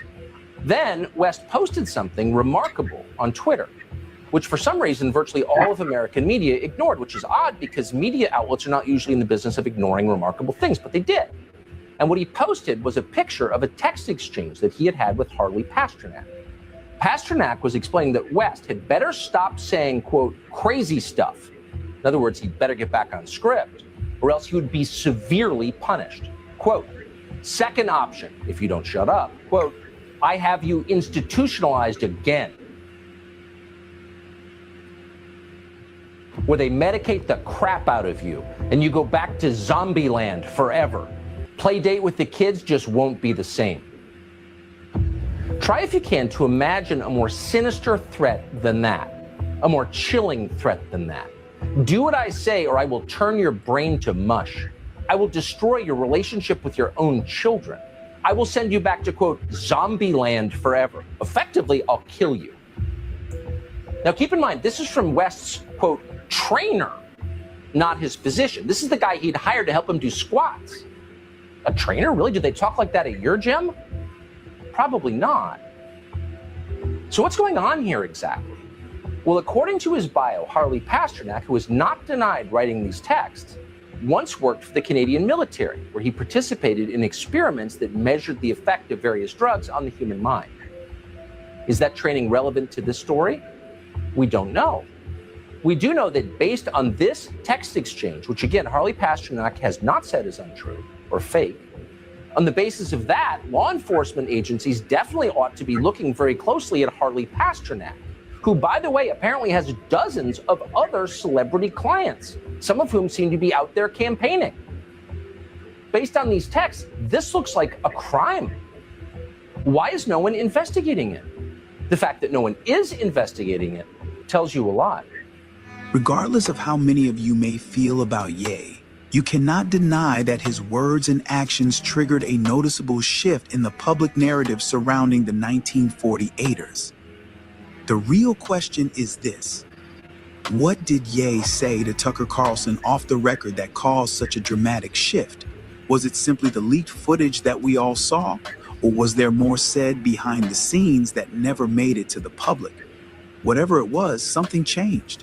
Tucker Carlson went from downplaying the conversation, saying, I was interviewing a guy one time and he started talking about the black Israelites and we're the real Jews. And I was like, and it wasn't on camera, but I was like, it was so far out to me that I was like, we'll never kind of understand common terms on that.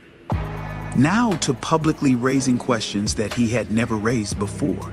He moved from dismissing the claim as far out to suggesting that the Jewish community, as we know it, should participate in DNA testing to prove who they are.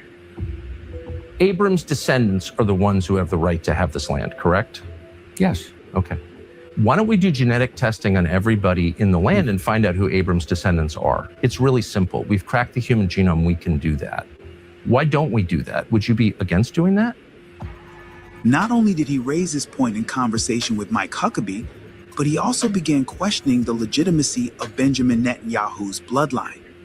If Bibi's family, we know they lived in Eastern Europe. There's no evidence they ever lived here.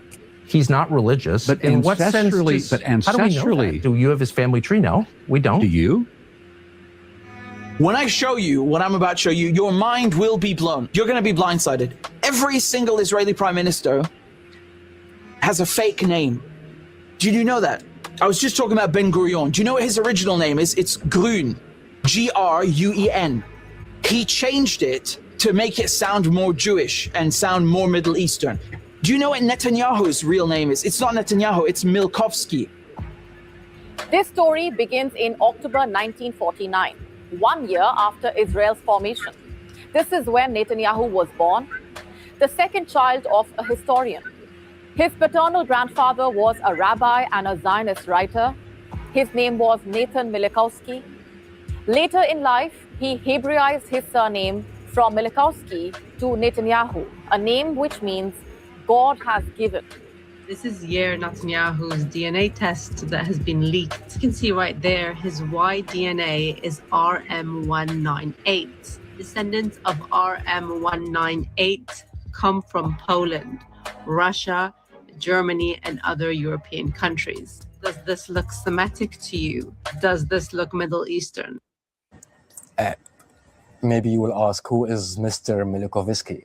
I did ask, and you told me, but I didn't know before. He is Benjamin Netanyahu. This is the real name. Prime Minister or President of Israel. The colonial settler state of Israel. I swear to God, go and look it up. You'll find Milkovsky. That's his real name. These are, remember what Israelis are. Israelis are European Jews. They don't come from Palestine. But they want you to make you believe. They want to make believe and make you believe that they come from this area, that they are indigenous to the land, that they're so Jewish, right? Even though they have no connection. So they change the names. That is not a minor shift. The tone changed, the posture changed, and the framing changed. So again, what was said off camera, because something clearly moved the needle. Tell us more about your work and the coursework that you're doing, because you are a real advocate for this topic and why it's so important in the times we're living in. I appreciate it. I think the most important thing is like the if so, so what?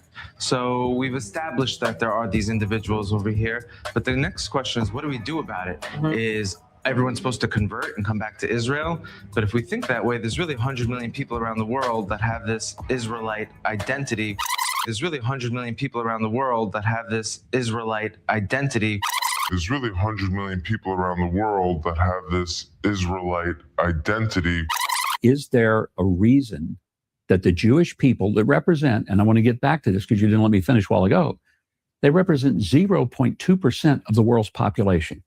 In the entirety of the world, there are about 16 million Jews total. In the entirety of the world, there are about 16 million Jews total. There's really 100 million people around the world that have this Israelite identity. 16 million. 100 million. 16 million.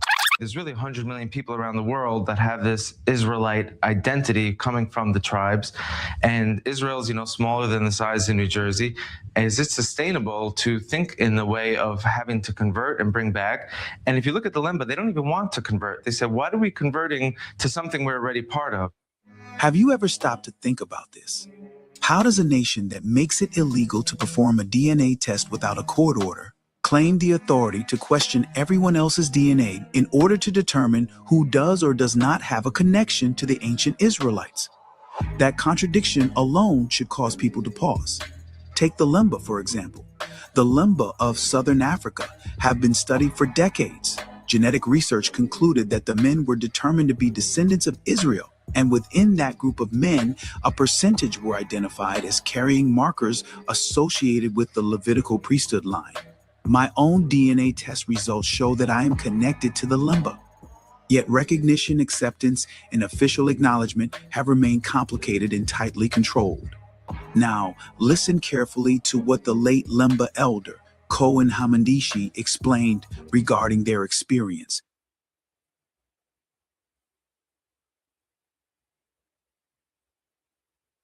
So because of my office also in the parliament, they also approached me, the government of Israel, said, can you help us to collect some samples of DNA?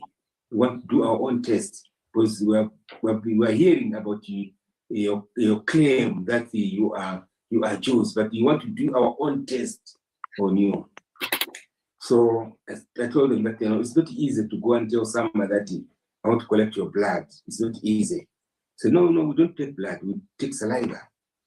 So oh, that's okay. So they sent me a kit from Tel Aviv.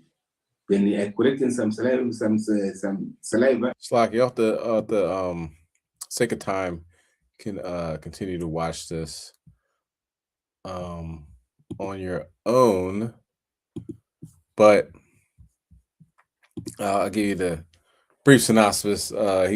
He checked his DNA and he's like 80%. You know what I mean? From the land, and the guy, he went to a hotel to talk to the person that was that gave him the saliva test. And he says, yeah, I'm 0.2 or something crazy like that, like the Edomite Amalekite that was there. So they know they're not the real Jews. Okay. So I think that's important to the uprising that's happening, Judah, Benjamin, Levite, the 10 tribes, everybody's waking up to the fact that we are the real Jews according to the Bible, but Esau's also waking up and he's coming at the so-called Jewish man. He is conservative. The conservative Christians, they're like, what do you mean they're not? You guys aren't the real Jewish people. And it makes sense because they're just bombing people indiscriminately. Just, devil knows he has a short time. Okay. And let's get 2 Maccabees chapter 3, verse 38. And also Tucker Carlson, if you remember when we were watching the video where he got scratched in his sleep, both sides of his back, with like some claw-like animal, you know what I mean? It's like a demon, really, scratched him at night. So that's part of the wake up of the Edomites, you know what I'm saying? They're not gonna have rest, they're not gonna have peace, so the Most High is making them acknowledge who we are, as opposed to the so-called Amalekites, the Amalekites, so-called Jews over there in Israel. Go ahead, King, you bring it out. This is the book of 2 Maccabees chapter 3 and verse 38. If thou hast any enemy or traitor, send him thither, and thou shalt receive him well scourged, if he escape with his life. For in that place, no doubt, there is an especial power of Yahweh. So, that's like Tucker Carlson right now. That interview with Mike Huckabee is very telling that Michael Huckabee is your average Christian conservative and knows nothing about the Bible and knows nothing about history. It's possible that he does and he's just playing dumb, but he can't bring out any facts, obviously, and scripture regarding the so-called white man being the Jew, the true Jew. You know what I'm saying? And Tucker Carlson pretty much rips into him. Okay. It's really embarrassing for Mike Huckabee, but like I said, it went viral, 4 or 5 million views probably by now. And a lot of people that watched it are those white evangelical, whatever conservatives that believe that, they got to give half their paycheck to Israel. So now it's a wake-up call. Most High is exposing things in these last days. Speaking of expose, let's get Acts chapter 2 and verse 19. The signs are everywhere. You got blood moons. You have rivers turning into blood over there in Iran. And obviously you see the results of that a few months later. You have war. Go ahead, King. Bring it out.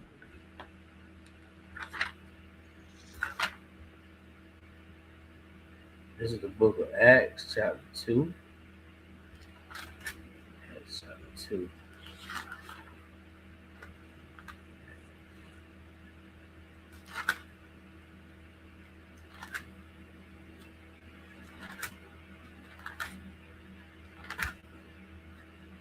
Verse 19.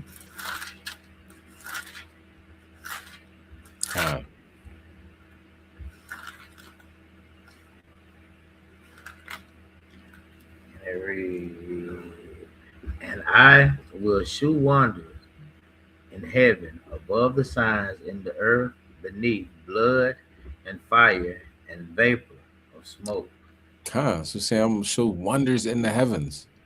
You know what I'm saying? So there's wonders being shown in the heavens and signs in the earth beneath. So both things happen in a fairly recent time. You know, it's blood rivers in Iran. People are like, oh, well, that's just the way the oxidation of the soil goes. But I mean, your neighborhood, if it rains, it doesn't turn to blood. You know what I mean? So over there, turned blood red. And the last time that happened, that's when Israel struck Iran. You know what I mean? And then it happened again, I believe in December, November. And where are we at now in February? A couple months later, same result. Okay. Go ahead. Can you read the next verse? Well, matter of fact, hold on. Hold that. And we'll get the next verse in a minute. Let's just see a quick reminder of what happened. Welcome to the We On podcast, where we explore fascinating stories and ideas from various fields. In this episode, we break down the haunting visuals of blood-red water on Iran's Hormuz beach that stunned the internet and sparked prophecy fears worldwide. As rain transforms the shoreline into a deep crimson spectacle, we question, are these scenes a warning from ancient scriptures, or a striking reminder of how powerful nature and science can appear when misunderstood? Iran was drenched by welcome rains on December 10th, as it battles the driest autumn in over 50 years. On Hormuz Island's Red Beach, the water turned red, giving the illusion of blood-drenched rivers. According to social media posts, the beach and the sea were awash with a bright red color. Videos and photos of the red water were splashed across social media. Slocky, so they don't have any pictures of it. It's just representative image, but nevertheless, that's what happened. Now, can you read verse 20?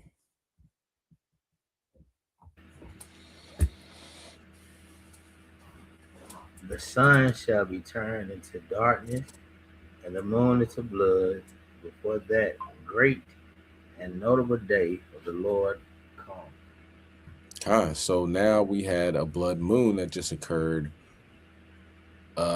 yesterday, actually. You know what I mean? March 3rd at, if you're Eastern Standard Time, it was 6:30. The peak, it was with 80 minutes a lunar eclipse. So the peak of it was at 6:33, but over there in Pacific Standard Time, it was 3:33. So last night, it was a blood moon. Okay. And let's talk about it. Because you can't not see it along with all these other things that are happening in the world. Night owls are in for a treat with a blood moon to grace the sky tonight. Stargazers in every state can watch the moon turn a deep red colour for nearly an hour, starting around 10 p.m. The significance of that red-orange hue is why it's sometimes called a blood moon. I also sat down with Stuart Brackney, president of the Phoenix Astronomical Society. He gave me an interesting take on the meaning of the lunar eclipse. Wars have been started and stopped because of this event. Marriages have taken place and stopped because of this event. And sacrifices have been made because of this event, because they think in the past it was a message from above. Putting all of this together, there will be certainly a new Iran and a new Middle East that is on the back end of this fighting, but no one seems to have, and I don't think anyone can have any idea what that will actually look like, because we're in a moment of just profound uncertainty as to what comes next. And despite the efforts by top negotiators that were sent to Oman and to Switzerland, whether it be Special Envoy Steve Witkoff or President Trump's son-in-law, Jared Kushner, who we know have been working across the region around the clock over the past year, not just on this issue, but also to get a ceasefire in Gaza and implement the new Board of Peace to create stability in the region. The understanding was that the Iranian regime and the supreme leader himself, these were the last hurdles for the region between stability and instability. All right, if you're waking up very early tomorrow morning, keep your eyes to the sky for the chance to catch a total lunar eclipse. It all starts around 3:44 Tuesday morning. The eclipse will begin slowly as the moon enters Earth's outer shadow. While the initial dimming is faint, the event becomes unmistakable as the moon slides deeper into the planet's central shadow. So poetic. The phenomenon is popularly known as a blood moon, as a red hue surrounds the moon. For more information, by the way, A showcase of our universe, letting us know a lot is happening out in space. President Trump held the first meeting of his Board of Peace this morning, following the ceasefire agreement between Israel and Hamas. It comes as CBS News has learned he's weighing new military action against Iran as soon as this weekend. But no decisions have been made. Natalie Brand has more details from the White House. sources tell CBS News Iran was discussed in the White House Situation Room on Wednesday. The conversations are described as fluid and ongoing. This morning, President Trump is promoting his focus on peace and deal making. I think we have to smile. Good. A lot of good things. President Trump convened an inaugural Board of Peace meeting in Washington, D.C. Thursday morning with at least 24 countries represented. We've done the biggest thing of all. We have peace in the Middle East right now. The president also announced that member states have pledged more than $7 billion for humanitarian aid and reconstruction in Gaza. When you set aside weapons and killing and destruction and invest in your people and invest in prosperity, it can create great things. The meeting comes as President Trump weighs action against Iran. Sources tell CBS News top national security officials have told the president the military is ready for potential strikes as soon as this weekend. They cannot continue to threaten the stability of the entire region. But sources say the timeline is likely to extend beyond the weekend and that President Trump has not yet made a final decision. They must make a deal, or if that doesn't happen, I maybe can understand. If it doesn't happen, it doesn't happen. But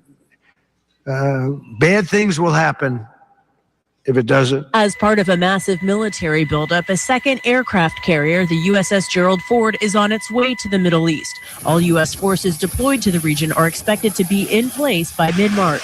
Over on Capitol Hill, some lawmakers are sounding the alarm, saying President Trump cannot move forward without consulting Congress. Democratic Congress member Ro Khanna says he and Republican Thomas Massie have a war powers resolution and will try to use a discharge petition to force a vote. We begin this hour, though, with the latest developments in the Middle East as America and Israel wage war on Iran. Let's go live to Mimi Becker in Tel Aviv. Mimi, good morning.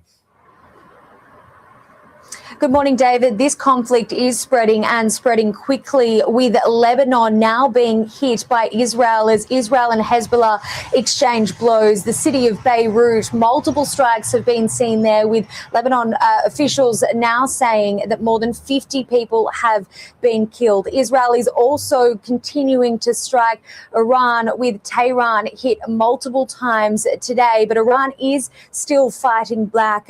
In the city of Beersheba here, about an hour and a half south of Tel Aviv, a missile hit just 100 meters from an apartment block. Several people were injured there, but luckily no one was killed. And we've also seen today that Israel's Prime Minister Benjamin Netanyahu has visited the site of a strike that hit yesterday that killed 9 people. That was a school, a synagogue, and a bomb shelter that was struck.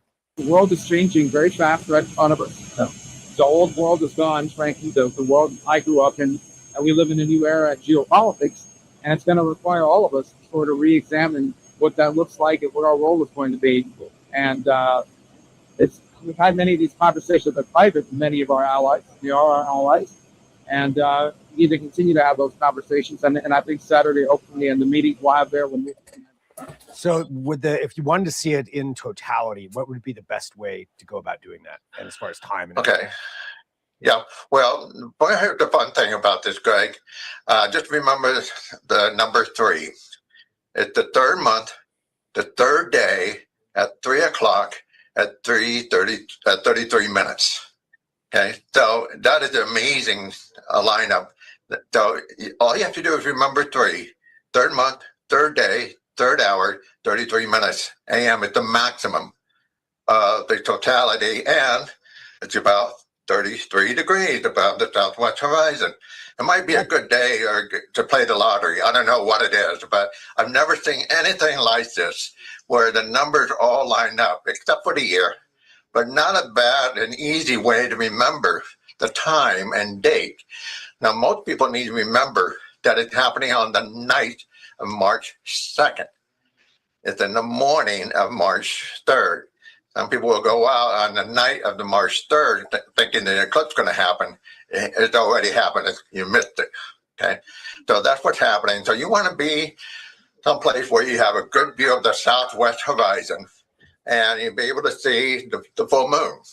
It's easy. Even if it is mostly cloudy or partly cloudy forecast, you can always see the moon kind of break through a little bit. We've had that numerous times, especially here in Oregon.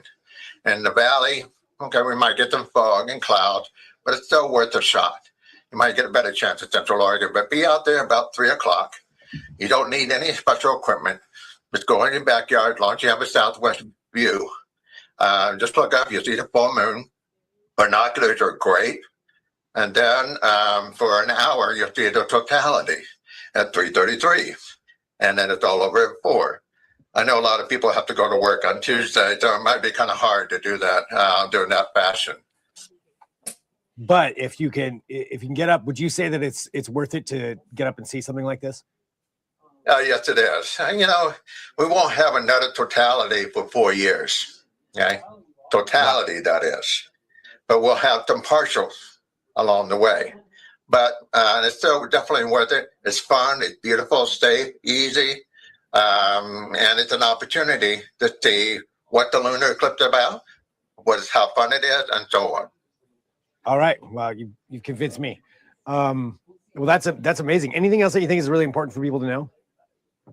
Well, we are not doing any stargazing party on the Rose City Astronomers. And this is something that's very easy, comfortable. You don't have any fancy equipment.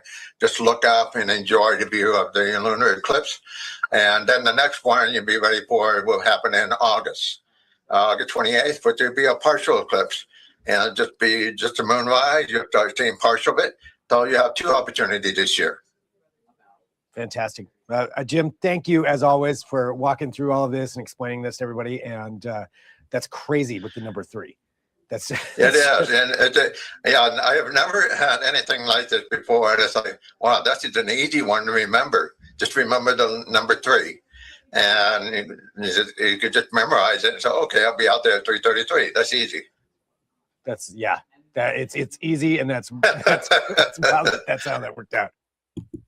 Okay, so now also 2 goes into, what are we in 2026? 2 goes into 6 3 times, so it's a lot of 3s. And safe to say that it's a message, right? Because Esau can't do that. Esau don't have the power to cause an eclipse. I know a lot of people like to think he's the Almighty and can do anything, but look, man. How about Shimei Shah talking to us? We just got to listen. All right. Now let's go to Exodus chapter 10 and verse 12. Putting marks on Tucker Carlson's back, having him come at the ambassador to Israel and to try to explain that, who's the real Jews. Look, Esau waking up too. All right. So it should be interesting future that we living in. But can you bring it out? This is Exodus chapter 10 and verse 12. And the Lord said unto Moses, stretch out thine hand over the land of Egypt for the locusts, that they may come up upon the land of Egypt and eat every herb of the land, even all that the hail have left. So we all know that we had some crazy snowstorms that just took place throughout the winter time. So now bring on the locusts. You read the next verse? And Moses stretched forth his rod over the land of Egypt, and the Lord brought an east wind upon the land all that day and all that night. And when it was morning, The east wind brought the locusts. Time. So here are these locusts.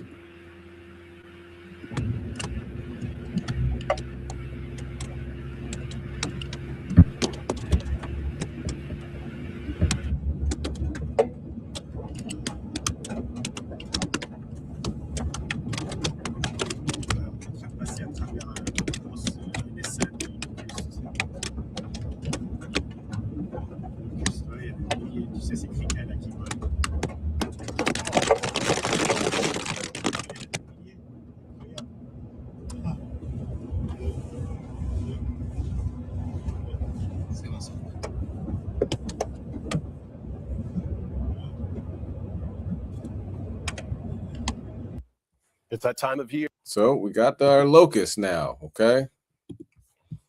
When a locust, we got locusts, all right? I bet it's just driving just sound nasty, just driving over there. Right, especially at the end, it's all Yeah. hitting. Oh, locust is vicious. So we got locusts. Now let's talk about sinkholes. Let's go to Numbers chapter 16, verse 29. We got locusts, we got blood moons, we got warring powers fighting in the Middle East. We got a lot going on. No shalom. No shalom. No. Can you bring it out? This is number 16 and 29. Excuse me. If these men die, the common death of all men, or if they be visited after the visitation of all men, then the Lord hath not sent me. Moses like, look, if they just die a normal death, hey, the guy ain't sent me. You know what I'm talking about? Sprouse, he's tripping right now. He's saying he's getting everybody together, the Levites. You know, I could do what Moses can do, right? Go ahead.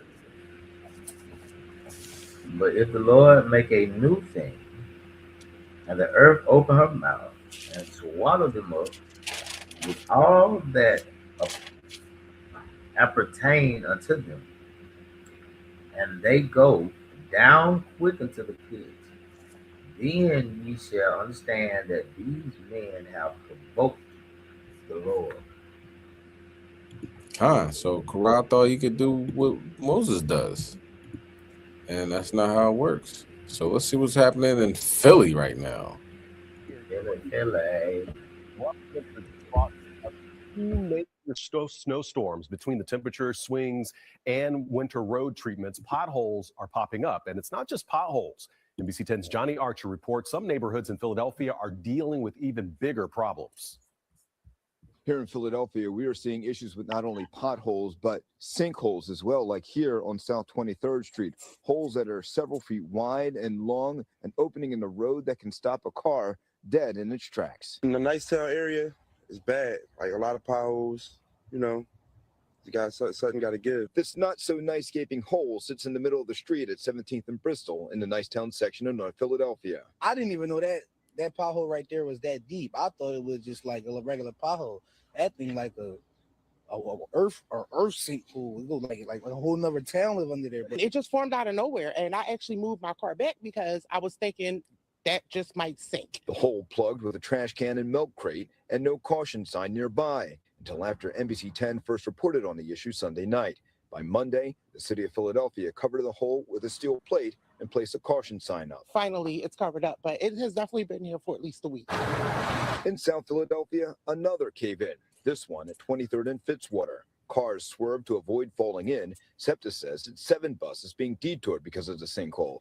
The cause of these cave-ins are unclear right now, but water department officials say in most cases, a water issue leads to the collapse. City records show more than 1,000 potholes or sinkholes have been reported to Philadelphia's 311 service since December, and more than 400 of those cases are still open. But the sinkholes have just been turning into really big holes, and, you know, definitely very concerning because, you know, I park out here. So my car could have ended up in there, a child, anything. It should be fixed, though, because at the end of the day, our cars is breaking, and we got to pay these mechanics and car repair shops to fix our car. We paying thousands. Like, they messing up our car. Now, if your car or your property was damaged or you were injured because of a sinkhole or pothole, you can file a claim against the city. All you have to do is go to the Office of Risk Management and fill out this form here, but make sure you file a claim within 6 months of the incident happening. In South Philadelphia, Johnny Archer, NBC. Now, check me out though, right? Because the reality is, he said, oh, it has to be a water issue. Nicetown is in North Philly, and what do you say, 23rd and Fitzwater is in South Philly. So you tell me it's a water issue throughout the entire city? Nah, man, this wicked, diabolical city's getting judged. That's what it is. How you get sinkholes throughout the entire city? I mean, come on, right? But you know, this is the city is filled with Muslims, Christians, and nobody do what they supposed to do for real, you know, on a grand scale of things. So repentance is very necessary, not only in Philadelphia, but nationwide, worldwide. You see what's going on. There's no peace. This is a time of war and hate. Pay attention. All right. So let's get Psalm chapter 37 and verse 34. Talk about a very known figure in the rap industry, Salt and Pepper's here, right? She went down, she let it all out. She let it all out. We're gonna watch her whole speech on what's going on, diatribe of what's going on in the Hollywood music industry, everything. She lets it all out. Let's bring that out, King. This is the book of Psalms, chapter 37 and 34. Wait on the Lord and keep his way, and he shall exalt thee to inherit the land. When the wicked are cut off, then shalt see it. So that's a beautiful thing. You know, when the wicked are cut off, you're gonna see it. They're being exposed right now. Go ahead. I have seen the wicked in great power and spreading himself like a green bay tree. You know, there's nothing that could stop them. You know, there's an unlimited supply. You know, great power. They own Hollywood. They own the banks. They own, you know, every industry you can really think of, sports industry, whatever. You know, they had coaches and owners really that were in Epstein files. You know, in the NFL, you have people that were princes. You know, obviously the president. So, you know, these people are being exposed, right? Go ahead. Yet he passed away, and lo, he was not. Yeah, I sought him, but he could not be found. So it's time for them to go. It's time for them to go. Salt articulates this very well. If you haven't seen it, we're gonna watch it. If you have seen it, you're gonna see it again. Enjoy. Because people will think that you're crazy. Talk about it because people will think that you're crazy. So now we know Satanists and Luciferians run the world. 2 Corinthians, it describes that Satan is the god of this world. They own the government, politics, Democrats and Republicans, the court system, the education system, the banks, the Federal Reserve, real estate, farms, Hollywood, what we watch, music, what we listen to, media, what we believe, sports, big pharma, everything. We pay their taxes, we work their jobs, we buy their houses. We don't own anything really, because even if we paid for a house outright, if we miss paying taxes one time, they can take the home. We've been pitted against each other like crazy forever. Black versus white, rich versus poor, men versus women, Democrats versus Republicans, Muslims against Christians. We fight over narratives that they've created to keep us divided while they're doing whatever they want. Hunting, killing, sexually assaulting, sacrificing, torturing, cannibalizing, and organ harvesting our children. Grooming them and over-sexualizing them, teaching them inappropriate things in school, They start wars and they tell us it's this country or that country, or it's this religion who's our enemy. And our kids go to war to defend lies. They fund both sides of the war and make billions of dollars while our family members are sacrificed. We have been bamboozled beyond our wildest dreams. Everything we've been fed is a lie. So what do we do? If you're like me, like, okay, we got the information, but what do? We can't impeach the president because that's up to Congress. The only power we have is our dollars, our prayers, and our voices. Some people will laugh at that, but when it comes to their God, they're on their job.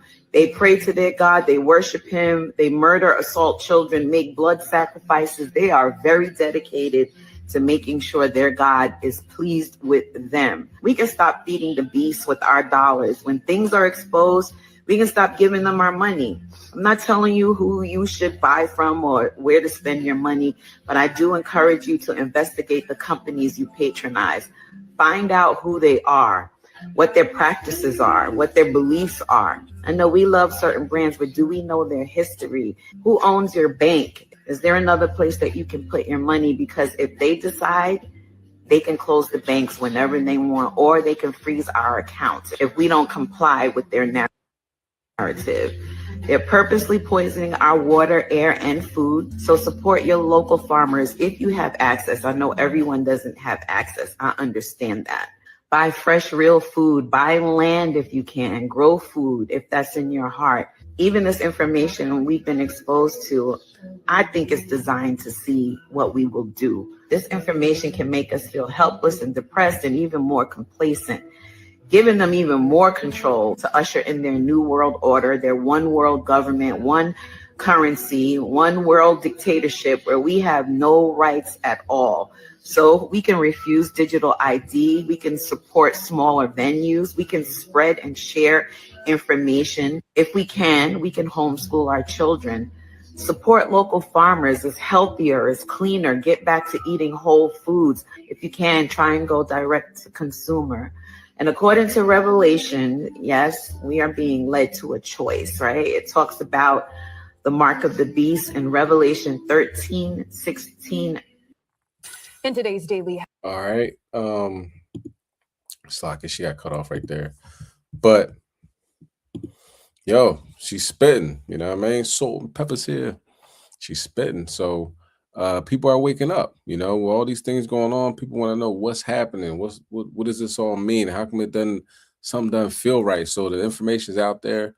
Hopefully it could find the right people in the right time. You know what I'm saying? Most High willing. And people can repent, come back to the law, statutes, commandments written in the scriptures. Let's get Judith chapter 16 and verse 17. This is going to be the last story. You know how we like to go off, end the class on something healthy. Normally it's something healthy to eat, but now this is going to be something that you shouldn't do. You know? And so it's what, you know, it's all up to you, of course, but it's things that are healthy for us that, you know, we can incorporate into our life, and things that are the exact opposite that we just leave back with the old man and old woman, especially this next story.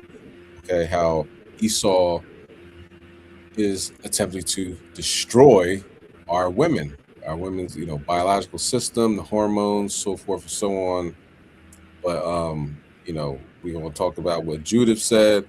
Woe to them, destruction unto them that try to do this to our people. Wait, can you bring it out?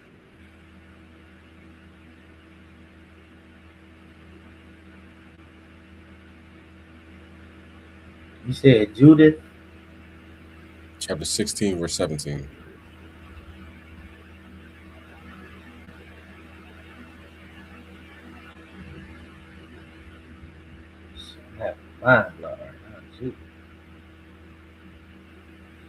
Yeah, Judith, powerful sister. Just got finished celebrating Purim with Esther, and you know, our sisters, man, have an amazing part. Hold on, okay. Judith has an amazing. Women have an amazing role to play in this thing of ours. You know what I'm saying? The daughters of Zion. All right. So don't be encouraged, sisters. We have some women that made some mighty moves that we still talk about to this day. Be a Judith, You know what I mean? Be a Esther, be a Deborah, a Deborah, okay? And less Cardi B's and Megan Thee Stallions. All right, go ahead, King, bring it out. This is the book of Judith, chapter 16, and verse 17. Woe to the nations that rise up against my kindred. The Lord Almighty will take vengeance of them in the day of judgment, and putting fire and worms in their flesh, and they shall feel them and weep forever. All right, that's hopefully that's aim at destruction. You know what I mean? The right spot. All praise to the Most High. Let Him, destroy these people, putting fire and worms in their flesh. Get them out of here. Okay, so let's look. Look what they're doing. You know what I mean? We heard about this. The study's been done, so there's no, I didn't hear that, or I didn't know. You know what I mean? Because it's all out there. All right, so let's check this out. What they are doing to our sisters, Eve, and what can be passed down to the children.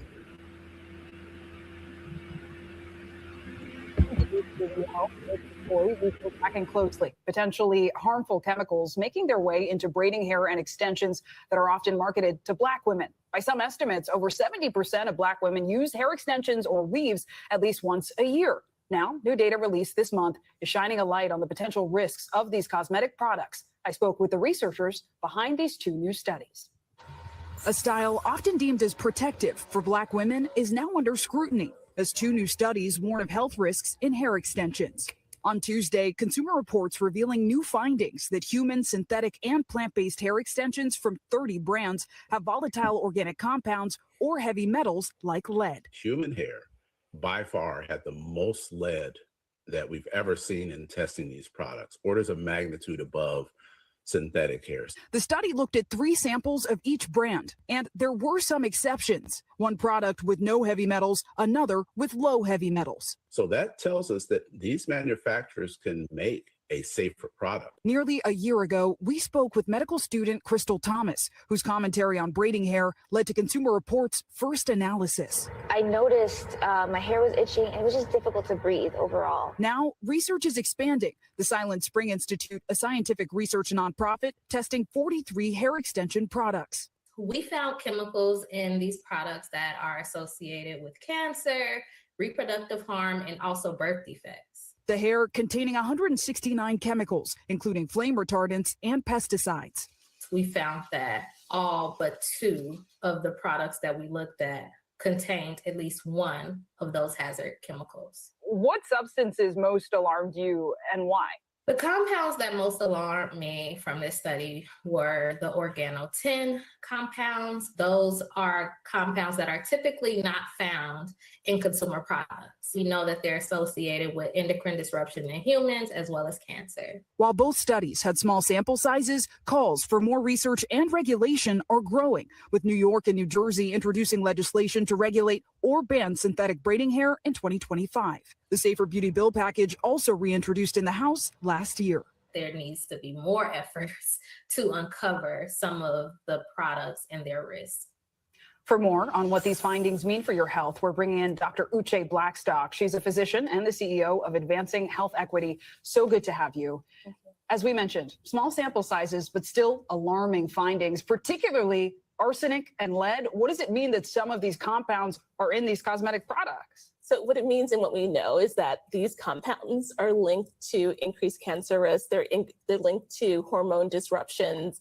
They're linked to developmental issues with reproductive health. And so they have real concerns, but we know they're also in the hair, right? They're in synthetic hair, they're in human hair because it's processed, but we don't know what the long-term chronic exposure of wearing these synthetic hair or the braids has on people. And it's often worn for months at a time. Viewers have seen me change it up often in the Black community, right? We call it protective styling. Protects your hair potentially from breaking, gives you a break from styling. And yet these risks How exactly, though, are the chemicals entering the body? Because someone might say, well, it's on my head. Right. What's the big deal? Yeah, and so what's really important to know is the scalp is, we call it well vascularized. It has lots of blood vessels, and so it can absorb whatever you put on it, whatever cream, whatever product you put on it. And so the scalp can easily absorb the chemicals that are in these braids. Also, these braids emit off gas. Okay, Especially so these when chemicals heat are gas, is applied, especially when heated. So that's the other thing. Please do not apply heat to the synthetic hair, but they can cause pulmonary irritation, and you can inhale it through your nose and through your lungs. I mean, I read that stat at the beginning. Black women, about 70% will have synthetic hair or a wig at least once a year. So what does this mean? Do we have to stop this style that has been in our culture for generations? Right. So no, you don't have to stop. We're not saying, and the evidence doesn't say wearing it once is going to make a difference. We just don't know what the chronic exposure is. And so what you can do is ask your braider, where are you getting the hair from, right? What's the source of it? We also want to see transparency around ingredients, checking what the ingredients are on the hair bundles, right? If there's a hair that has a very strong chemical odor, you don't want to use it. Also, we talked about the heat, not applying heat to synthetic hair because that causes off-gassing, emitting more of these gases. And then you also want to get your hair done in a well-ventilated area. And maybe leaning into the natural styles too. Yes. Right? As we're both sporting them, right? You have dreadlocks. Yeah. There was one chemical, organotin, that really struck me. It's actually illegal to use on ship exteriors. It is known to poison marine life. What are the concerns with that specifically? Right, and that one causes immune and hormone suppression. So, excuse me, so that is an issue. Yeah. Big takeaway, what would you say to someone at home who's still feeling a little... Know what you're using, ask for what the brands are, ask for the sourcing, probably decrease the amount of time you're using it. Yeah. Dr. Uche Blackstock, always great to have you. Thank you for the perspective. And she said, it is illegal. The stuff they put in your hair, sisters, the stuff they put in your hair is illegal to go on the outside of a ship, but they put in your hair. You know what I'm saying? So Esau knows what he's doing. Esau at the top, checking things out like, oh, that goes in black women's hair. I would like to know whether, you know, the hair that so-called white women use, do they have the same issues with their hair, lead and arsenic and retardant that you can't put on the side of a ship because it kills the marine life, but you could put in hairs of so-called black women, right? So that's important. You know what I mean? So we got what, Elam, that they use their hair, send the hair over from India and probably Ishmael, if I'm not mistaken, that area of the world, and Moab sells it. You know what I'm saying? So as we can see, these are the heathen nations still doing what the heathen nations do. And I don't know if you've seen that Five Below, the mugs and the cups in Five Below have lead in them. And the ones that really have the lead, the most lead, I think the other ones were fine, if I'm not mistaken. But the ones that had the lead in it were the cups that were labeled for black girls, black girl magic. You know what I'm saying? Something that a little girl would get, you know what I'm saying? Or Eve, you know, black girl magic mugs, you know, have her coffee in the morning, you know, put the hot water in there, the hot coffee, and then the lead gets in there and they have it in their hair. Let's get 2 Corinthians chapter 2, verse 11, man. These people got to go. You know, we're not ignorant of their devices. They got to go. You got caught. Make sure we each one teach one. You know what I mean? Tell your girlfriends, tell your mom, your aunts, your cousins. You know what I'm saying? It's time to go all natural because they're trying to kill us. Kill our children through reproduction and hormone disruptors.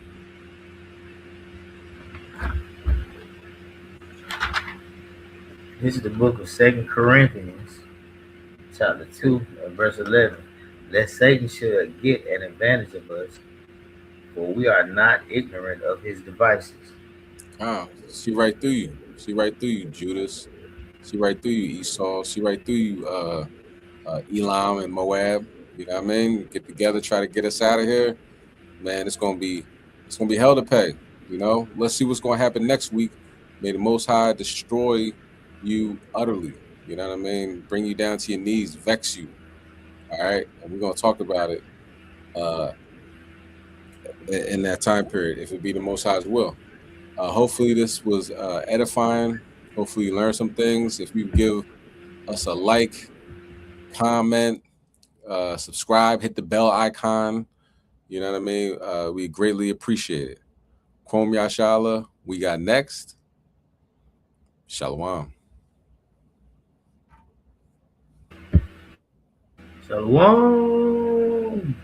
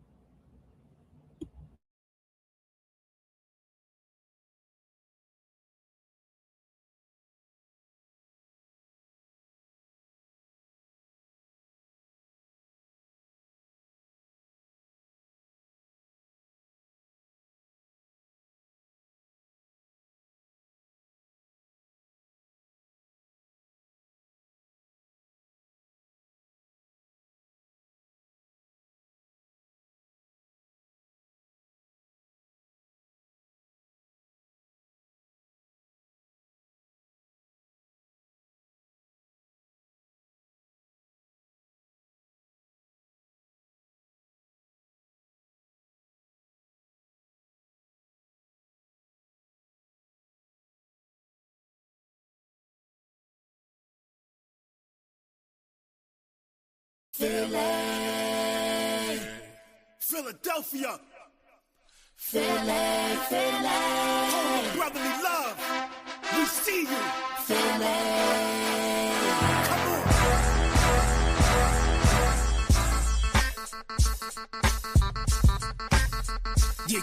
Yeah. Chaasadyah, represent for Philly. A strong shout out, brotherly love to my brothers from Philly. Greetings, it's your brothers from New York City. Home of the cream of the team of the baseball Phillies. We your Howard the Powers, they don't flowers, that's the lilies. We not smoking no Phillies, but enduring these curses. Philadelphia, one of the 7 holy churches. New York, see them, when we see the brothers, we greet them. Oh, the Rocky Steps, Philadelphia Museum, Rittenhouse Square, Liberty Bell, Roosevelt Mall, downtown Philly, neighboring near the City Hall, laying the cut, stay in the cut, straight off the edges. And now it's on the highways and byways and the hedges. Holding the fort, down with support, without the shackles. It's Philadelphia in New York, the rotten apple. Gathered with together, brothers, we lock it down. In the city of brotherly love, what's the hometown? Philadelphia, the state that's known for the Philly cheesesteaks that be right across over the Franklin Bridge from New Jersey to Philly. We in it's H-O-I-N-Y and H-O-I Philly, H-O-I Philly, H-O-I Philly, H-O-I Philly, and New York City. See your Howard shot up above, and H-O-I-N-Y-J in Philly, brotherly love. Shalom to my mighty brothers, power to Israel. The Passover last year was in New York City. This year we celebrated in the home of Philly. Feeling the Philadelphia vibe, the tribe's feeling it. Keeping the Lord's statute commandments, and we living it. Remember the Passover coming out of Egypt, the house of bondage, caught and brought into slave ships. Eat the unlimited bread, the lamb, the bitter herbs, the wine, the blood of Yahweh Shai. What is the word? Represent the ancestors, the captivity, the history, the chronology, and the prophecies. Rehearse the righteous acts, that be the dilly. It's H-O-I Philly and New York City. We in Philadelphia, the state is known for the Philly cheesesteaks that be right across over the Franklin Bridge from New Jersey to Philly. We in H-O-I-N-Y and H-O-I Philly, H-O-I Philly, H-O-I Philly, H-O-I Philly, and